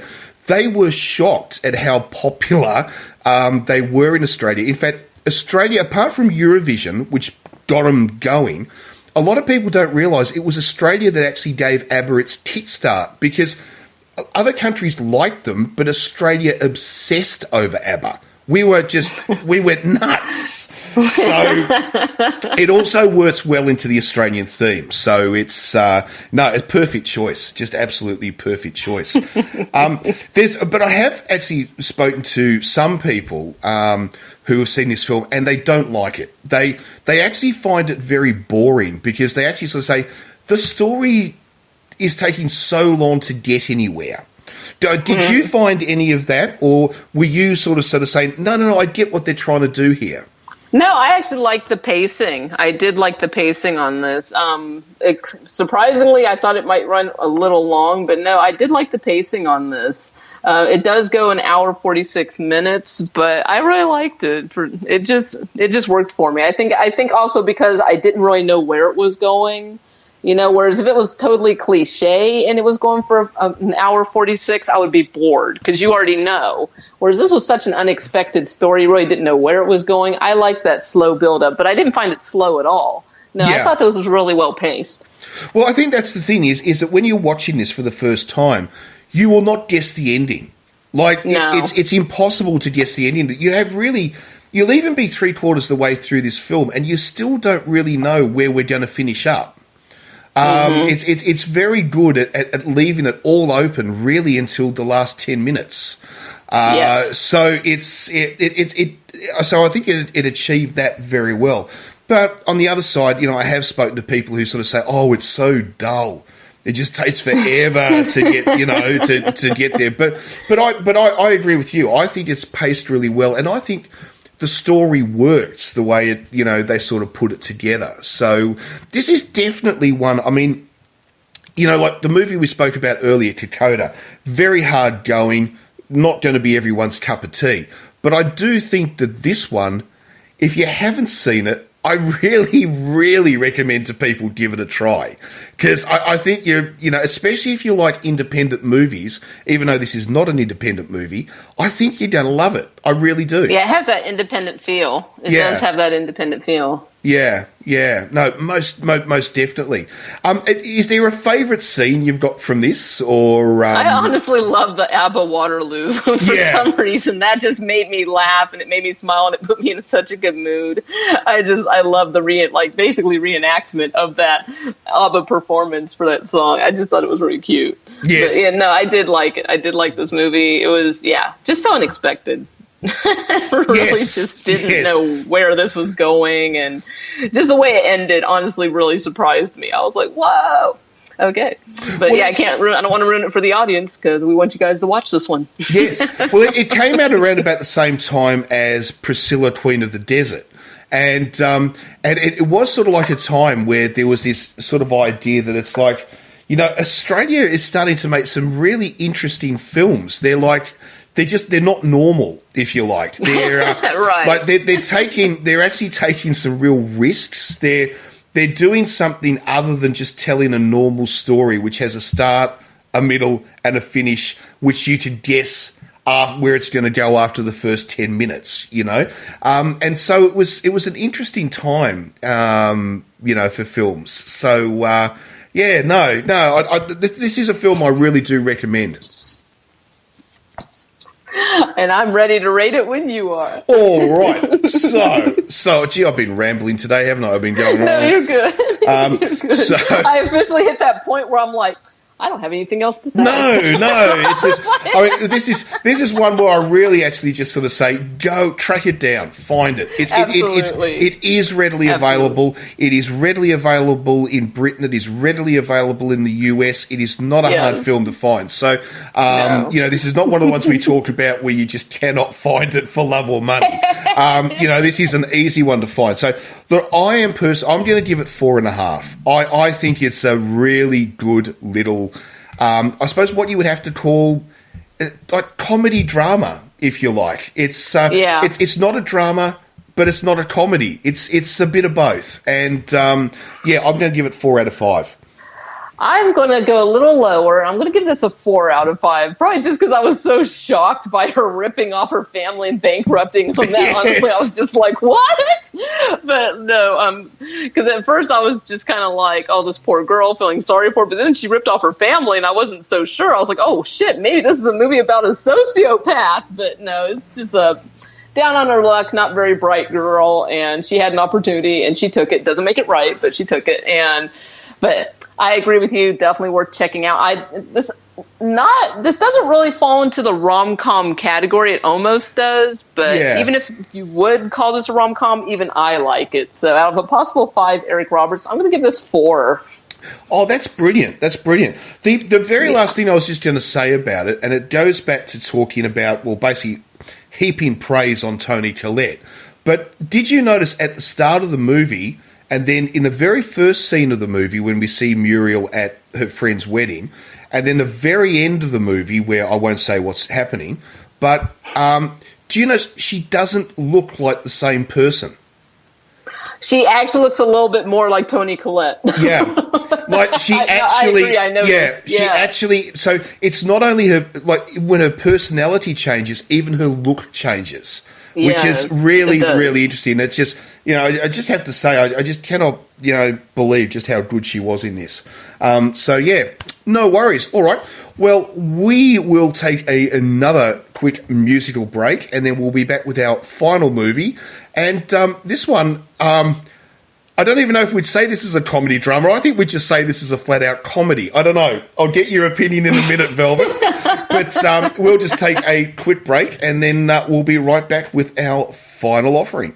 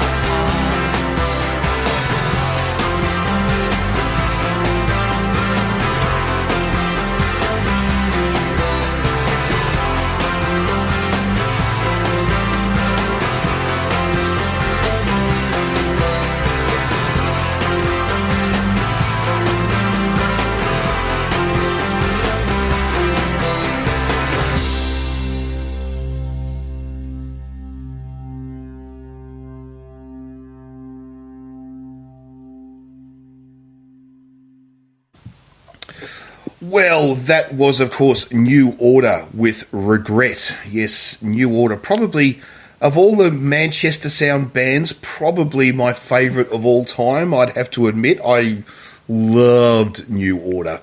Are you a fan of New Order, Velvets? Or I am. I do like New Order. There's one of their songs I have on my playlist that comes up pretty often. That's the Blind Faith song. I used to think that the day would never come. And I was so excited because that video has somebody doing sign language. Yes. And when I became fluent in sign language, I was like, oh my God, I can understand that video now.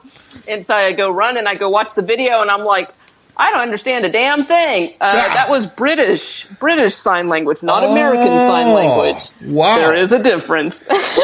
So, okay, this is really interesting, actually. So, is somebody, okay, well, it makes sense, doesn't it? Because you sign a word, right? So it's like every country has a different spoken language. Every country has a different sign language. So American Sign Language is actually more like French Sign Language because the person that came to America to teach sign language was from France. So we understand 40% of French Sign Language, just no American Sign Language because they're so. But if I go to England, which I have, and they're doing British Sign Language, totally different language. Can't understand a thing. Wow. Maybe a couple of signs here and there, but do you know? So I haven't seen Australian Sign Language, but I'm sure it's quite different from American Sign Language. Well, the other thing too, I would imagine. Could you imagine if all the Australian terms and slang is in sign language? But you'd think it would have to be. It would have to be because. I mean, Australians don't talk the same way as Americans generally. We have so many different words that we use, even though it's the same language, but Australians have so many weird words that no other English-speaking language uses that, it's a bit there are two English-speaking countries that I reckon just don't make sense to anybody else that speaks English. And that's Australia and Singapore, right? Because Singapore, even though, everyone, English is the language everyone speaks, but they use tons and tons of Bahasa words, like Malaysian words. So you can be talking to a Singaporean and suddenly it's like, what the fuck are you talking about? I don't understand, even though you're speaking English. And I swear it must be the same for an American listening to an Australian sometimes. It's like... Sometimes. It's like an Australian says, the dunny. So what? What are you talking about? I'm already lost. I'm thinking dining room. No. Nope, not even close. No, the dunny is the toilet. It's what we call the toilet. Now I know. And Americans are septic. So I see what you guys say about us. It's not, well... Oh, you remember that one? You remember that? That was so funny. Yeah. When you're trying to explain it, and I'm like, okay. It's very hard. It's very hard. I mean, rhyming slang is something that British understand. Because, to be honest with you, the British invented it. Actually, Australians just copied it, right? I mean, rhyming slang is not an Australian invention. It's a British invention. But we took it to heart. So the thing is, we have so many words. And if you explain how they come about, it makes sense. But it's just ridiculous. I mean, the fact that we call alcohol plonk, like how the hell does the word alcohol is called plonk? Right? That's a great word. I love it. But before we get to this movie, I'll tell you the story because I read this hilarious. How it started is that in the First World War, Australians were in France fighting the Germans, right? And and the only booze they could get in the trenches was cheap white wine, okay? And cheap white wine in France, of course, is called vin blanc, which is white wine. So white wine got turned into plonk. right? Oh my and gosh. So, and even to this day, Australians refer to any type of alcohol as plonk. So, oh my gosh, I love it. I know. Anyway, so now we are talking, and if we're talking about quirkiness in language, this is what we're about to talk about now, a very quirky Australian comedy. And I will be honest and upfront, this is not going to be to everybody's taste. I think that you've got to have a very certain specific sense of humour to like this. If you like comedies where you've got to really kind of think a bit, then I think you'll like this. If you just want laugh out loud, in your face jokes, this is maybe not the one for you. But anyway, we are talking about the 2000 film, or 2000 release film, The Dish. And this movie, like Kokoda, that we mentioned before, although this is a comedy, is based on a real historical event. But it must be said, it is very, very, very loosely based. But we'll get to all of that in a minute. Now, directed by Rob Sitch, and of course, this is part of the Working Dog production team. And we've done a Working Dog film before, The Castle. Now, this was made by exactly the same people, okay? Exactly the same team of people who made The Castle, made The Dish. Now, our story, basically, it's set in 1969, and this is the true bit of the story, and it's set in a town called Parkes, which is a real town in the state of New South Wales in Australia. And in there, or in this town, there is a radio transmitter dish, or a radio telescope dish. And it's still there. You can actually go and visit it. And this dish was used in 1969 to transmit the moon landing to the entire world, because they were the only ones lined up in position that could actually get the signal, right, coming from the moon. So that's the real part of the story. This film tells us basically the lead up to the moon landing and all the different things that go wrong, the little adventures they get up while they're running, of all things, a radio telescope. And you would say to yourself, how the hell do you make a movie about a radio telescope and make it funny? But I think, personally, they pulled it off.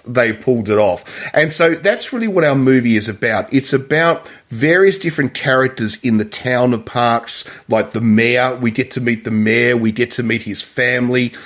We get to meet the daughter of the mayor. We get to meet a young school kid who's in the army cadets, who desperately wants to go to South Vietnam and fight in the war. But of course, he's only 16 years old, right? So, and he's wearing his cadet uniform everywhere. He's in love with the daughter, but the daughter hates him. She calls him a fascist because she's part of the hippie movement. And and then of course we've got the four guys who actually run the radio. Four guys who run the radio telescope, and they are very interesting characters, shall we say. And then we also have a local girl who's in love with one of the guys who works on the radio telescope. And she is very, very funny in herself. And her brother, who is the security guard, probably the dumbest security guard in history, who's been hired to guard the radio telescope while the moon landing is going on. There you go. That's a rough rundown of the film. There's no set real story to this. It's just covering the adventures of the several days of the Apollo 11 being in flight. In other words, from launch to the actual moon landing. And it just the movie tells you the story of the adventures they get up to in this town and in the telescope while that's happening. Oh, I'll take a breath. It's a bit of a hard film to explain, I think. Yeah, it is a little hard to explain. Like you said, you summed it up perfectly. How do you make a movie about capturing all the coordinates on a satellite to beam it back to Earth so that people can see the first ever moon landing? Funny, but they pull it off in this movie. First off, I have to say this is an extremely amazing piece of history that I think a lot of Americans don't know about. I didn't know about this at all until I watched this movie. So you can let me know which parts are exaggerated and which parts are true. I think you're more in tune with that than I am. But just the whole thing that I didn't know that we tag teamed with Australia, basically, and borrowed their dish so that the whole world could see, Neil Armstrong and Buzz Aldrin landing on the moon. That's some fantastic shit. I love the archival footage of the moon landing. That's really quite touching. It really is one of the very few times in probably humanity that we've all been united. Like, anybody who had a television set, had groups of people standing around, we're all watching man leave the planet, land on the moon, and it's like, look what we can do with this technology. We don't know what we'll actually ever actually do with it besides fly around and land on random deserted, or not deserted, but uninhabitable for human planets, but still. Fascinating technology. But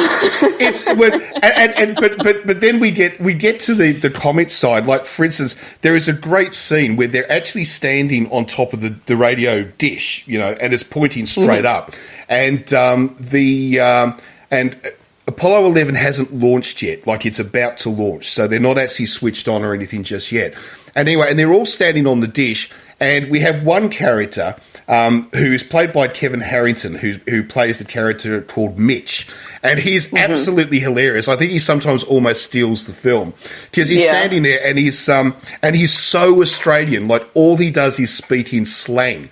But the interesting thing about it is that I love the way, because there's an American on the team, there's a guy from NASA actually on the team. And so through him, we're able to translate the Australian words, so an international audience can still watch it and understand what's going on. Yes. But it's a lovely scene where he's standing there and they bring up cups of tea and they're standing on the dish and he's there and he's saying, oh, these bloody Americans, they don't respect us, they think we're not professional, it's absolutely terrible. And the next shot, it pans out and they're playing cricket on top of the actual dish when they're meant to be working. Yeah, I love the use of slang in this movie. I mean, there was even a funny part where they had a running gag where when they were whistling, they kept whistling and it meant urinating. I mean, you have to just see it to understand it, people. It was funny. I thought that was really cute. I did like the use of all the Australian slang, and I just love the insertion of the American from NASA that's working on the team with him, because he's just so American, and he had just that broadcasting voice, and it was a nice contrast with the the Australian accents, and they did have a little bit of American Aussie culture clash, and the slang just made it all the more funny. I thought that was really good casting choices right there. Want to mention that Sam Neill is in this movie. I love Sam Neill. Anything he's in, I love to see him. I thought this was kind of funny, and I thought it was just a great piece of a great specific thing to pick out, but those things you don't think about when you move from one place to another to do business. So in this case, we have the American working with the Australians, and they're working off of the Northern Hemisphere coordinates, and they need to change them to Southern Hemisphere coordinates to make the dish work. Yes. So they're like, because at first he's like, why did you change these numbers? There was nothing wrong with them. And he's like, they were wrong. He's like, no, they weren't. And they're like, yeah, they were set up for Northern Hemisphere. We're in Southern Hemisphere now. Like, oh, okay. So I thought it was great to point that out. Just things you don't always think about when you travel. But no, really love the casting choices in this. There are a lot of really endearing characters. Great character development too, for how many characters were in this film. People that really had nothing to do with the actual dish or NASA itself, just the people that lived in the area, how they're interacting with each other, how they're all excited about what's about to happen. Yes, and some of the characters we have are just absolutely hilarious. I mean, for instance, we have Rudy, who is the security guard. Now, I loved the character of Rudy because he's born and bred in this small country town, and of course he's got a job as the security guard to guard this incredibly important installation, and it's just him by himself, and he's not very switched on, and like he actually believes that he can talk to Neil Armstrong via his walkie-talkie. Oh, that was so funny. Yeah, there's a lot of great humor in this movie. At one point, there's of course some technology malfunction, and they're lying to NASA saying, "Oh no, we're switched on, we're totally on board, everything's working fine." Then they get a fucking visit from an Australian politician, or excuse me, no, it was an American. American, actually, yeah. Excuse me, it was American. It was an American politician, and he's like, "Oh, I want to visit the dish, and oh, can you guys show me something that's going on? And oh, can you communicate with the astronauts right now?" And of course, they can't because their shit's all fucked up. But they've already lied to NASA and say, "No, everything's in working order. We're fine." So they like grab the walkie-talkie and they're like using the walkie-talkie and piping it in through like a system, so it sounds like that they're talking to Neil Armstrong, and their goofy little security guy is of course on the same walkie-talkie system, and he's like, "Oh my God, Neil!" Yeah, I know. And then towards the end of the film, when Neil Armstrong actually steps on the moon, which we get to see, and then poor old Rudy, the security guard, picks up his walkie-talkie and goes, "Well done, mate. Well done." He thinks he's actually talking to Neil Armstrong. It's absolutely hilarious. And it's a great scene too, because his sister, she's in love with one of the guys who works at the radio telescope, and he's too shy to actually ask her out. And of course, this is 1969, of course. So 1969 Australia. Girls do not ask boys out. It has to be the other way around. And so she desperately wants him to ask her out, and he's too scared. But she comes and she brings the lunches to them and their meals and everything while they're working there. And she walks up, and her brother is the security guard. And she walks up and she goes, "You've got a gun. Well, why have you got a gun?" This is Australia. No one has guns. And he goes, "Oh, it's a NASA requirement. All security guards have got to be armed." And she goes, "Have you told Mum?" And he goes, "Oh, please don't tell Mum. Please don't tell Mum I've got a gun. She'll take it off me." Yeah, it's a really funny movie. I'm surprised how funny they were able to make this. And they also made it so touching. I mean, they really nailed it when they actually show the broadcast coming through on all the television sets of, Neil Armstrong and Buzz Aldrin getting out of, the spaceship, getting onto the moon. I mean, it was really touching. I was really hooked in. I love this. It was just great nostalgia for even somebody like me who was not alive when this happened. Just like it really just united all of mankind for a minute. Just like, wow, Yes. Look what people can do. What's coming next?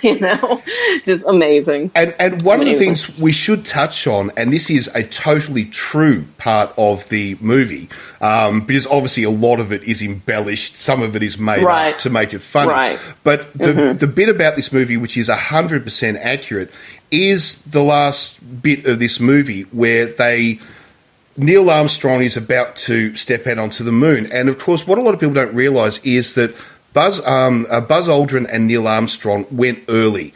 They couldn't hang around they were just too excited, and they were meant to sleep and they couldn't sleep. Right. So they said, "No, we're going early." The problem was that the radio telescope at Parkes wasn't aligned properly yet, and no other radio telescope in the world was able to get it. And they were terrified there was going to be no moon landing pictures. And so you actually see it in this, and they start to lower the dish, lower it. And it gets, they've got it as low as it possibly can to try to get the image. And Sam Neill actually sort of says, "Look, can we go any further?" And he goes, the next step is concrete, mate. We cannot get this thing any lower. And they don't know what to do. And then they get hit by a mini tornado. A mini hurricane, right?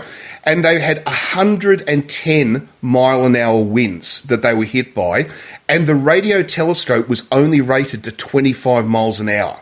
And this is totally true that the character played by Sam Neill, Cliff Buxton, did make the decision to move and operate the dish, even though it was against orders. He was not allowed to, but he decided it was such an important thing in human history that if nobody saw it, it was worth destroying the dish to do it. It was worth destroying the radio telescope to do it.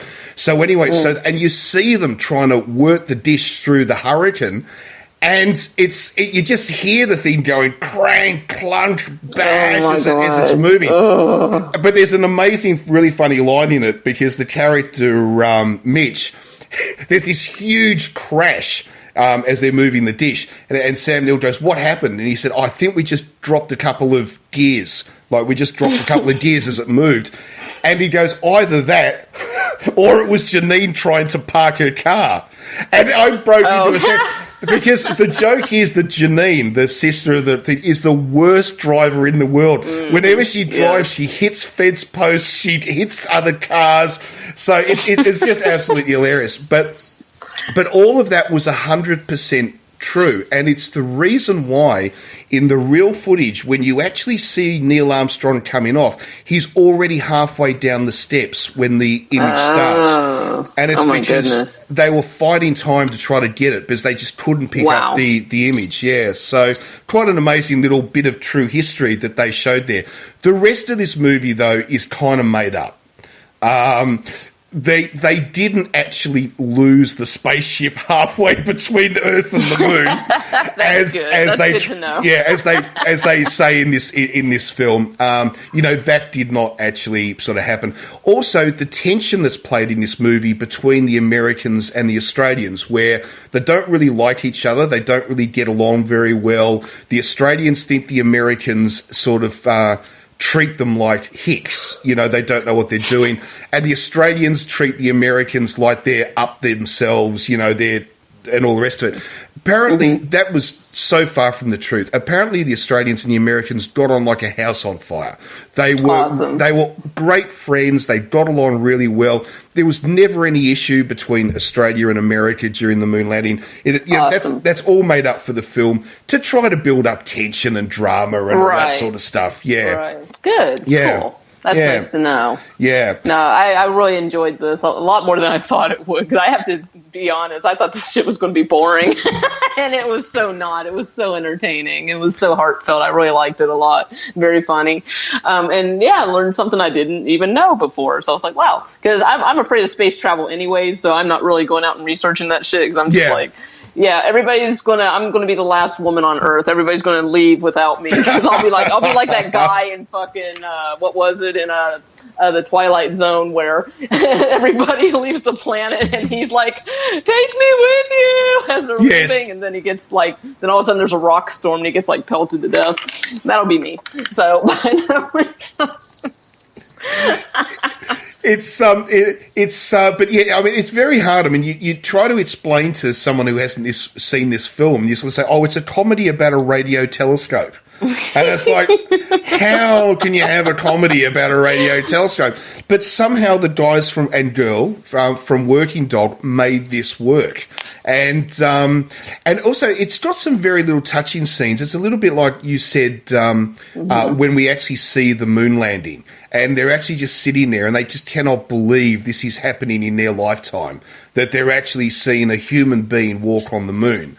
And but also at the very start, because the movie starts with, it starts in modern times, like not in 1969. It starts in 2000. And we see a very old Sam Neill go back to the Parts radio dish where nobody there knows who he is. Nobody recognises him. But, of course, he was the man that ran this, who got the images to show to the world. And it's kind of very moving when you see that, And he's not trying to make a big deal of it. He sort of says, like the security guard says to him, "Oh, you should come inside and have a look. It's really amazing." And Sam Neill just sort of says, "Yes, maybe I should do that one day." It's like he doesn't try to say, "Well, I was the guy who ran all this." No, he just says, "Maybe I should do that one day." It's very it's kind of a beautiful movie as well as being very funny. Yes, absolutely. I was really touched by it. I really liked it. What did you think about the relationship though between the daughter of the mayor and the boy who lived next door? That is playing hard to get at its finest. Ladies, follow this young lady's example. Just treat this guy like you hate him and you can't stand his guts, and he'll keep pursuing you. Don't give up the chase. Because then eventually she's just like, okay, you can stay here. But that's it. She's not, holding his hand or kissing him or anything, just playing hard to get, but at an extreme level. And he likes a challenge. I mean, he wants to be a soldier in, Australian Army. He wants to go serve. He wants a challenge. So she's giving him one. Well, it's like he keeps trying to ask her out all the time. And I love the father, who is the mayor of the town. And he says that boy's not training to be a soldier. He's training to be a kamikaze. Exactly. No, one part that definitely made me laugh was when they had the local band they were planning to do the national anthem for the United States, but they got the national anthem of America, so they didn't learn the correct song, and that was very funny. I thought that was very cute, and that's an honest mistake, because I couldn't tell you what the national anthem of Australia is if I had to learn it in 5 seconds, so I thought it was very relatable, very funny. Well, we should explain it. It's very funny, because they've got this rock band of teenagers who are going to play at this dance, right, that they're putting on, and the American politician, he's actually meant to be the American ambassador to Australia. Okay, I couldn't remember. And, there we go, yeah. Anyway, so they put on this dance in the dance hall and all the rest of it, and and all the councillors, the mayor, all that's going to be there, and all the big people in town and stuff. So they've got this band, and they're all teenagers. They're all like 15 years old, and they're going to play the music. And so they say, right, we've got to play the Australian national anthem,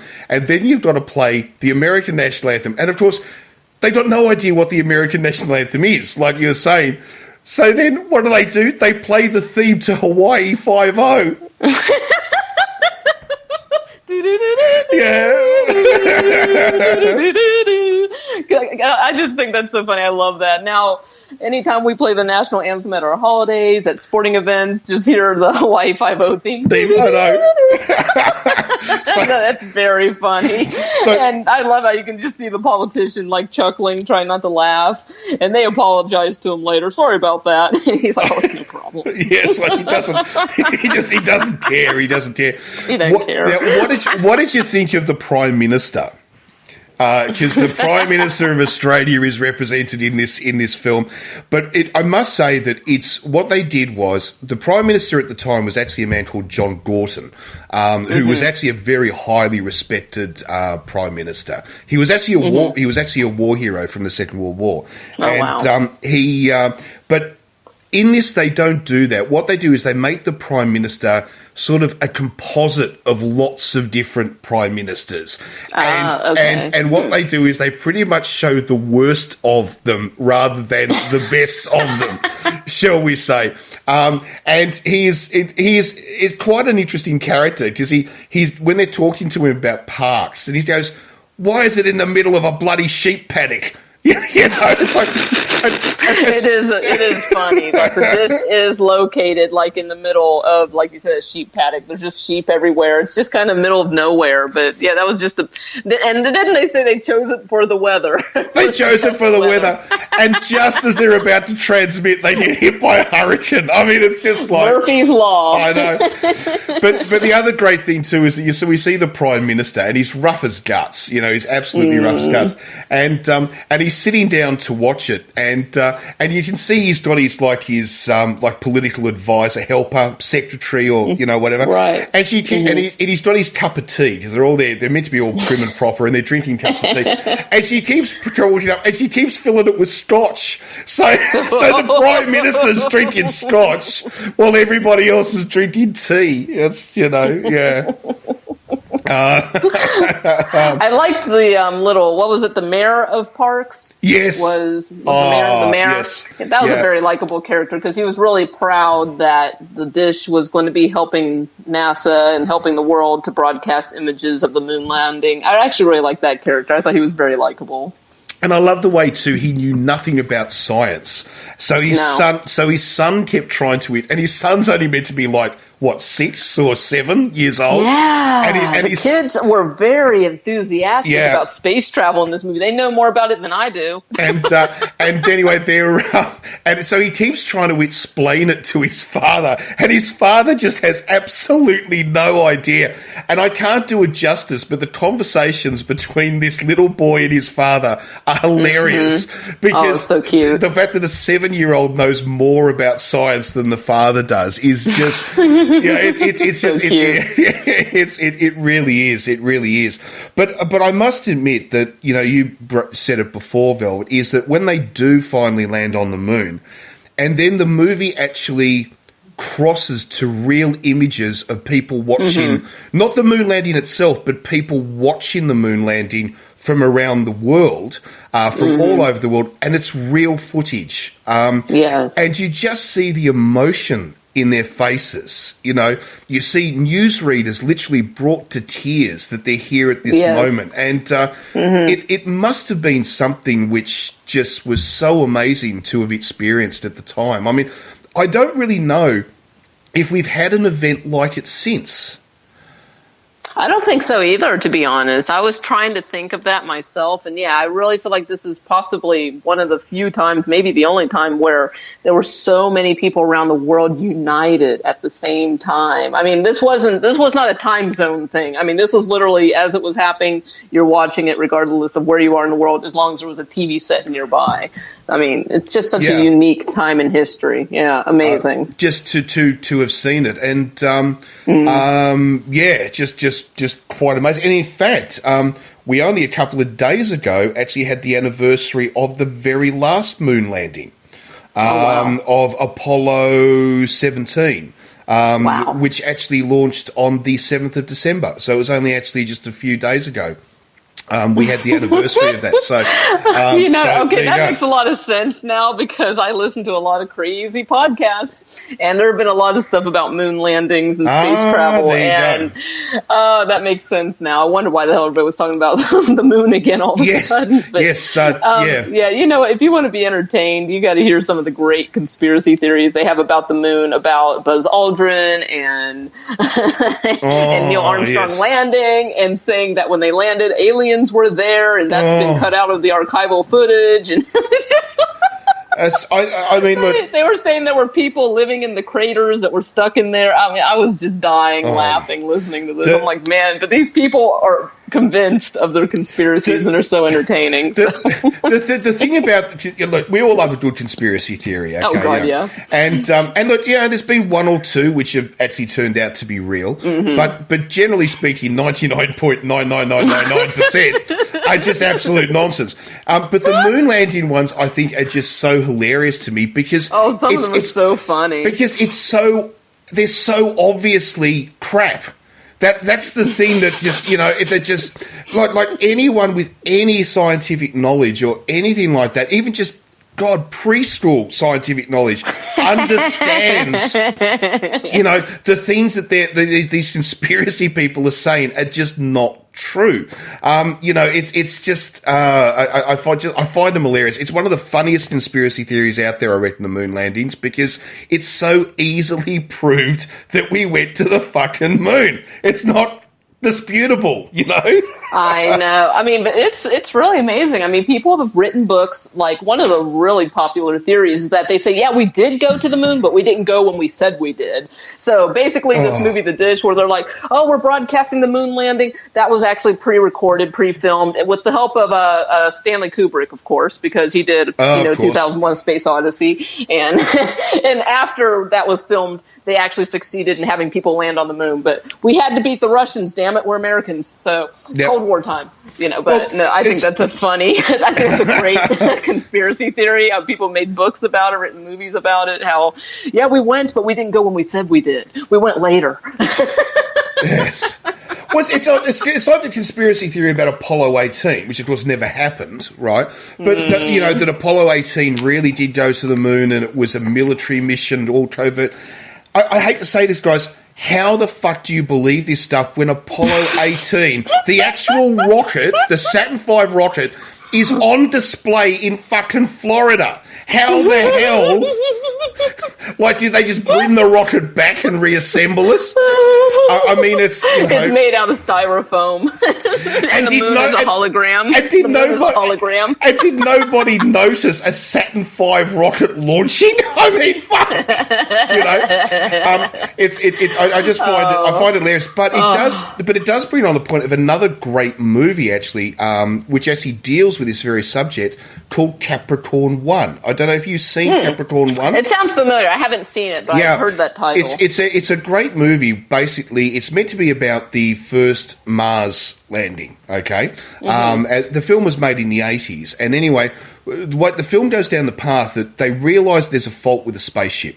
So basically, if they send the astronauts up, they will die halfway between Earth and Mars. Right? Oh God! So what they do is they launch the rocket, but without the crew. And the crew stay behind, and then they film the Mars landing in a soundstage. Okay. Oh no. Okay. But then what happens though is the rocket blows up, coming back to re-entry. Oh shit! So the thing is, they've now got 3 astronauts who are alive, but the world's just see them die in an explosion. Oh my God! So the CIA have to kill them. But then, my God! But then, what they do is they escape, and it's and they try to get back to civilization to prove that they're alive. It's an amazing little film. Oh wow! I'll have to watch that. That actually sounds quite good. It's actually maybe one that we should do on the podcast because we'll have to do a space episode. Yeah, there we go. But the thing you'll be happy though, Velvet. There's nothing in space in this. It's all on Earth, so you'll be safe. You know. Yeah. No, I don't mind watching space movies. I just don't want to go. Yes. I just don't want to go. I'll stay here. I think the ocean is horrifying, and I think space is horrifying. Like, any of those make a good horror movie setting for me, because I'm just like, they're both vast and bottomless, or at least the ocean seems bottomless. Anyways, but yeah, just amazing. Well, I have to agree with you. I've seen, we see these photographs which are taken from 100 meters down in the ocean, and they're looking straight up, and you can actually just see people and you can see the distance and everything. I find those photographs actually terrifying. Oh, I know. And then, the deeper they go, the weirder the animals are. Like, the sea creatures just become stranger and stranger looking. I know, but although we can't actually go that deep, Velvet, we would. No, thank God. We actually need special machinery and exactly. in fact we have to breathe helium. If we go down that deep, we actually don't breathe air anymore. We actually breathe helium in order to survive. It's deep water exploration is actually it's a fascinating science in itself because there's so much down there we don't know about. When we're talking about going down 2-3 kilometers down, there's an entire ecosystem down there in various bits that we know nothing about. And the giant squid is a real thing. They have discovered that giant squids are real, which is just horrifying. Like, wow. Well, they have the space. Look how big they can grow. Well, it's like, Jesus Christ. Have you seen the footage of the guy who actually swam with a giant squid? He actually wore a chainmail diving suit. And actually swam with it, so that the squid is actually trying to eat him. Right, it's actually trying to eat him, but it can't because, of course, the chainmail is stopping it. So it's a fascinating. Okay, I'm going to look footage, that up later because that's crazy. That sounds like a sci-fi channel horror movie. Yes. Like with bad CGI, you got the guy in the chainmail swimsuit. But it's oh my God, it is interesting. I mean, there's been stories about giant squids for eternity. And it's eternity. But it's only really been in the last 40 years that we've realised they're actually real animals. They really are. They are real. Crazy. And I suppose that's a bit like we talked about a conspiracy theory that turns out to be true. Giant squid is an example that these animals really did turn out to be real, and they really do exist. Wow, and people knew about them way before we ever believed that they could be real. Because look at all the old drawings and all the old sea tales. I guess just there was less going on in the ocean back then, so they came up. But now there's so many ships and planes flying overhead and just, man's intervention that they just stay away. But I think back then they were just kind of, back then there was not so much going on. So they would just come on up anytime there was some disturbance in the water. I'm like, oh, ship full of people. Whee! Let me tip it over, pick it up and explore. Well, you've got to live in very cold climates to get a giant squid. Like, you won't get a giant squid anywhere near Australia. It's too hot. The water's too hot. Right. But if you lived in like Newfoundland in Canada, or if you Mm-hmm. lived on the Norway or Scotland or somewhere like that, these creatures really are out there in the water. But you've got to be in those areas. It's got to be freezing cold. They can't survive in warm water. So creepy. That just scares me. Sea monsters are real. Yeah. Well, it's a little bit like great white sharks. You know the huge ones that can get to like 30 feet, 35 feet. The really big ones. The thing is that it's like, for instance, they're actually a temperate water animals. So, for instance, if you get into the central Pacific, on the equator, you won't find great white sharks because it's too hot. You've actually got to be in a cooler climate. That's why you get them in places like California. It's got to be temperate. It can't be too hot. It can't be too cold. So these animals are not just all over the world. They are very much in certain space. But I know you talked once about what was the giant shark from prehistory? Megalodon. Megalodon. Oh my God. I hope that one's extinct. Let's hope that one's extinct. I'm pretty sure it is, but I don't know, man. We got giant squid now. Maybe it's not as big as the megalodon. Maybe it's like a step down from the megalodon. Maybe that survived. I don't know. Well, we can start talking about other movies that we could review. Things like, what is it? Oh, absolutely. Megalodon. Absolutely. Yeah, we haven't done a shark movie in a while, and I've got my eye on one that we might have to do soon. So we'll see. We'll see. There's so many great shark movies. I mean, there are so many out there. Have you seen the latest offering? What is it? 47 meters down. I heard it was so bad that I didn't even bother because everybody was like, "Oh God, no!" They were just like, "No." Okay. I'll pass then. Pass then. Well, also for me, what killed it was I believe it was PG-13, and for me, most movies that are PG-13, for me, that's automatic box office poison. Usually, not always. Because The Dish is PG-13 and it's a very good movie. But for horror movies, we were talking about The Dish, weren't we? Sorry. Oh my God, I just forgot. Hey, talking about space travel will do that. Yes. The conversation will go anywhere once space travel comes in. Velvet and I do that quite a bit, digress. Well, actually, I'll rephrase that. Warren forces Velvet to digress. I think we're both guilty, equally guilty of digression. Yes.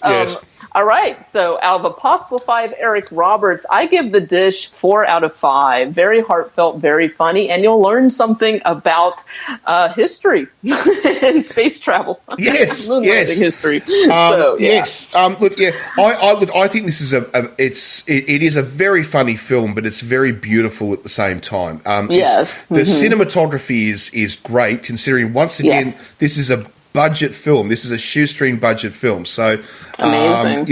Great, and of course, great cast. As we said, I mean, stars Sam Neill. But it also stars Patrick. What's his name? Warburton, who of course was from Seinfeld.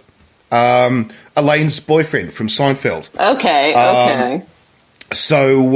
But there is some. But if you're Australian, you'll know who all the other actors are, but outside Australia, you probably wouldn't. Outside, I'm like, but you will recognise Sam Neill, even though, of course, Sam Neill is not an Australian. Everyone thinks he is, but he's not. No, he's not. Right? He's a Kiwi. He's a Kiwi. Is that derogatory or is that slang when you say that? No. Saying Kiwis, it's a bit like saying Aussie. It's not derogatory. Gotcha. But it kind of depends. It's a little bit like, it's not like saying septic. Put it that way, Okay. right? It's not like. And It's by not the like way, saying, people, septic is the Australian derogatory term for Americans. So, yes, yeah. So it's for those who don't know. Don't worry, Warren doesn't call me that. Don't worry. No. I don't call any Americans that.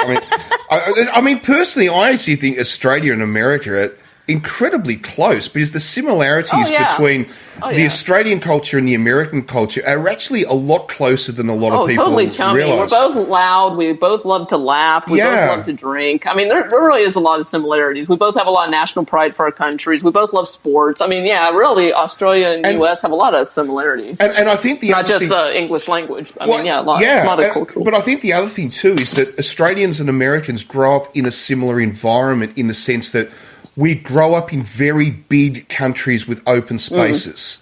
Do you know what I mean? Yeah, absolutely. I remember I had a friend who moved to. He was born in Melbourne, and he moved to London, and he was living in London. And I can still remember he said that the thing that really got to him about living in Britain was he said the sky is so low. And I said, I don't understand what you mean. What do you mean Australia? And he said, It's when you move from a country like Australia, he said, or even like the United States, it's the same. And then you move to a northern European country. He said, it's like the clouds sit so low. He said, you almost start to feel claustrophobic if you're not born to that environment. And I thought, you're right. I get exactly what you're saying. And I think that's why Americans and Australians have that sort of similarity. Because I actually think that Australians too, we used to be very, very close with the British. Like we really sort of associated and bonded with the British. But I don't think that's true anymore. I don't think Australians actually really bond with the British at all anymore. I think we sort of see our kindred spirits, if you like, as Americans, not as British these days. Right, I hear you. Because I think our culture is more similar. Yeah, am I digressing again? I am, aren't I? Sorry. It's all good. Yes. All right, so... All right. Did we rate it? Yes, we did rate it. I get mine. I don't know. I remember mine. I couldn't remember yours. Do you know, I think I went so on topic I forgot to rate the fucking film. Okay, all right. I'm going to give it 4 out of 5. I think it's really really nice. Now I remember your rating. Did I? I don't know. I don't even know if I did. I'll have to listen to it back. And you'll probably find I gave it 3 the first time and 4 the second or something like that. Oh my goodness. Okay. Oh dear. All right. So follow us on our social media at Cult Movie Show on Twitter. We're also on Instagram. We haven't been very active on social media, but still follow us so that when we are active, you can be in the know. We'll be tweeting out the link to our mini movie that we rated this week, Shared. If you would like to come on the show, if you have a mini movie or an independent film or any movie requests that you'd like us to review, feel free to tweet us or private message us or even email us, cultmovieshow@gmail.com, and we'll get back to you. All right, Warren, take it away. Well, I think that's really about it. And if you do come on the show, Warren will promise to behave and try not to digress. No, that won't happen. I'll still do it. All right. Well, I think that's about it. So that was podcast 55. We will be back next week. So no we more will turkey be back. Comas. I'm so excited because it's December and we've already been I've already been mentally planning our Christmas show. Like all year long we've had a couple of movies that we've been bouncing around, and there is definitely one that I cannot wait for us to do. But we're still thinking up our other choices. Well, we will, and yes, I'm looking forward to your picks for Christmas because we were in fact planning to do a Thanksgiving show. But that turkey coma knocked us the fuck out, and it just did not happen this year. But next year, there's always next year. Basically, after consuming a turkey that looked like its mother had been rogered by an elephant, it was so large. Sorry, that's not my line. That's a Rowan Atkinson line. Anyway, we were wasted, weren't we? We were just like, Nothing's happening now. Tryptophan's not to be fucked with. That's You cannot exactly eat right. turkey and then drive. You have to actually. It's by law required that you have to take a 2-hour nap after you eat turkey on Thanksgiving. Yes, and I think it turned into 2 days, didn't it? I think it took a couple weeks. Yes, I know. Alrighty, okay. Well, thanks for joining us. We'll be back next week, as we said, and we will leave you as always with Alana Evans and Perfect. And please follow her as well. I don't give an address; just type in Alana Evans, you'll find her. Yeah, no worries. So that's it for another week. All right, next week we'll be back with podcast 56, and I think I know what we're doing next week, but I got to make sure we're in agreement. But I'm really excited about it. Yes, I think I know what we're doing. Velvet and I she'll have a wrestling match after the show to find out who wins. That's how we decide our movie picks. That's exactly right. We clear away the furniture and just have a wrestling match. Yeah, we do it sumo style too. Yes, sumo style with the thongs, and we had to do like the lift up the leg, clap the hands thing, brush at each other, that kind of thing. Oh dear! One day we'll YouTube it. YouTube it. Oh dearie me! All right, no worries. Well, we shall talk to you all next week, and thanks for listening as always. Peace.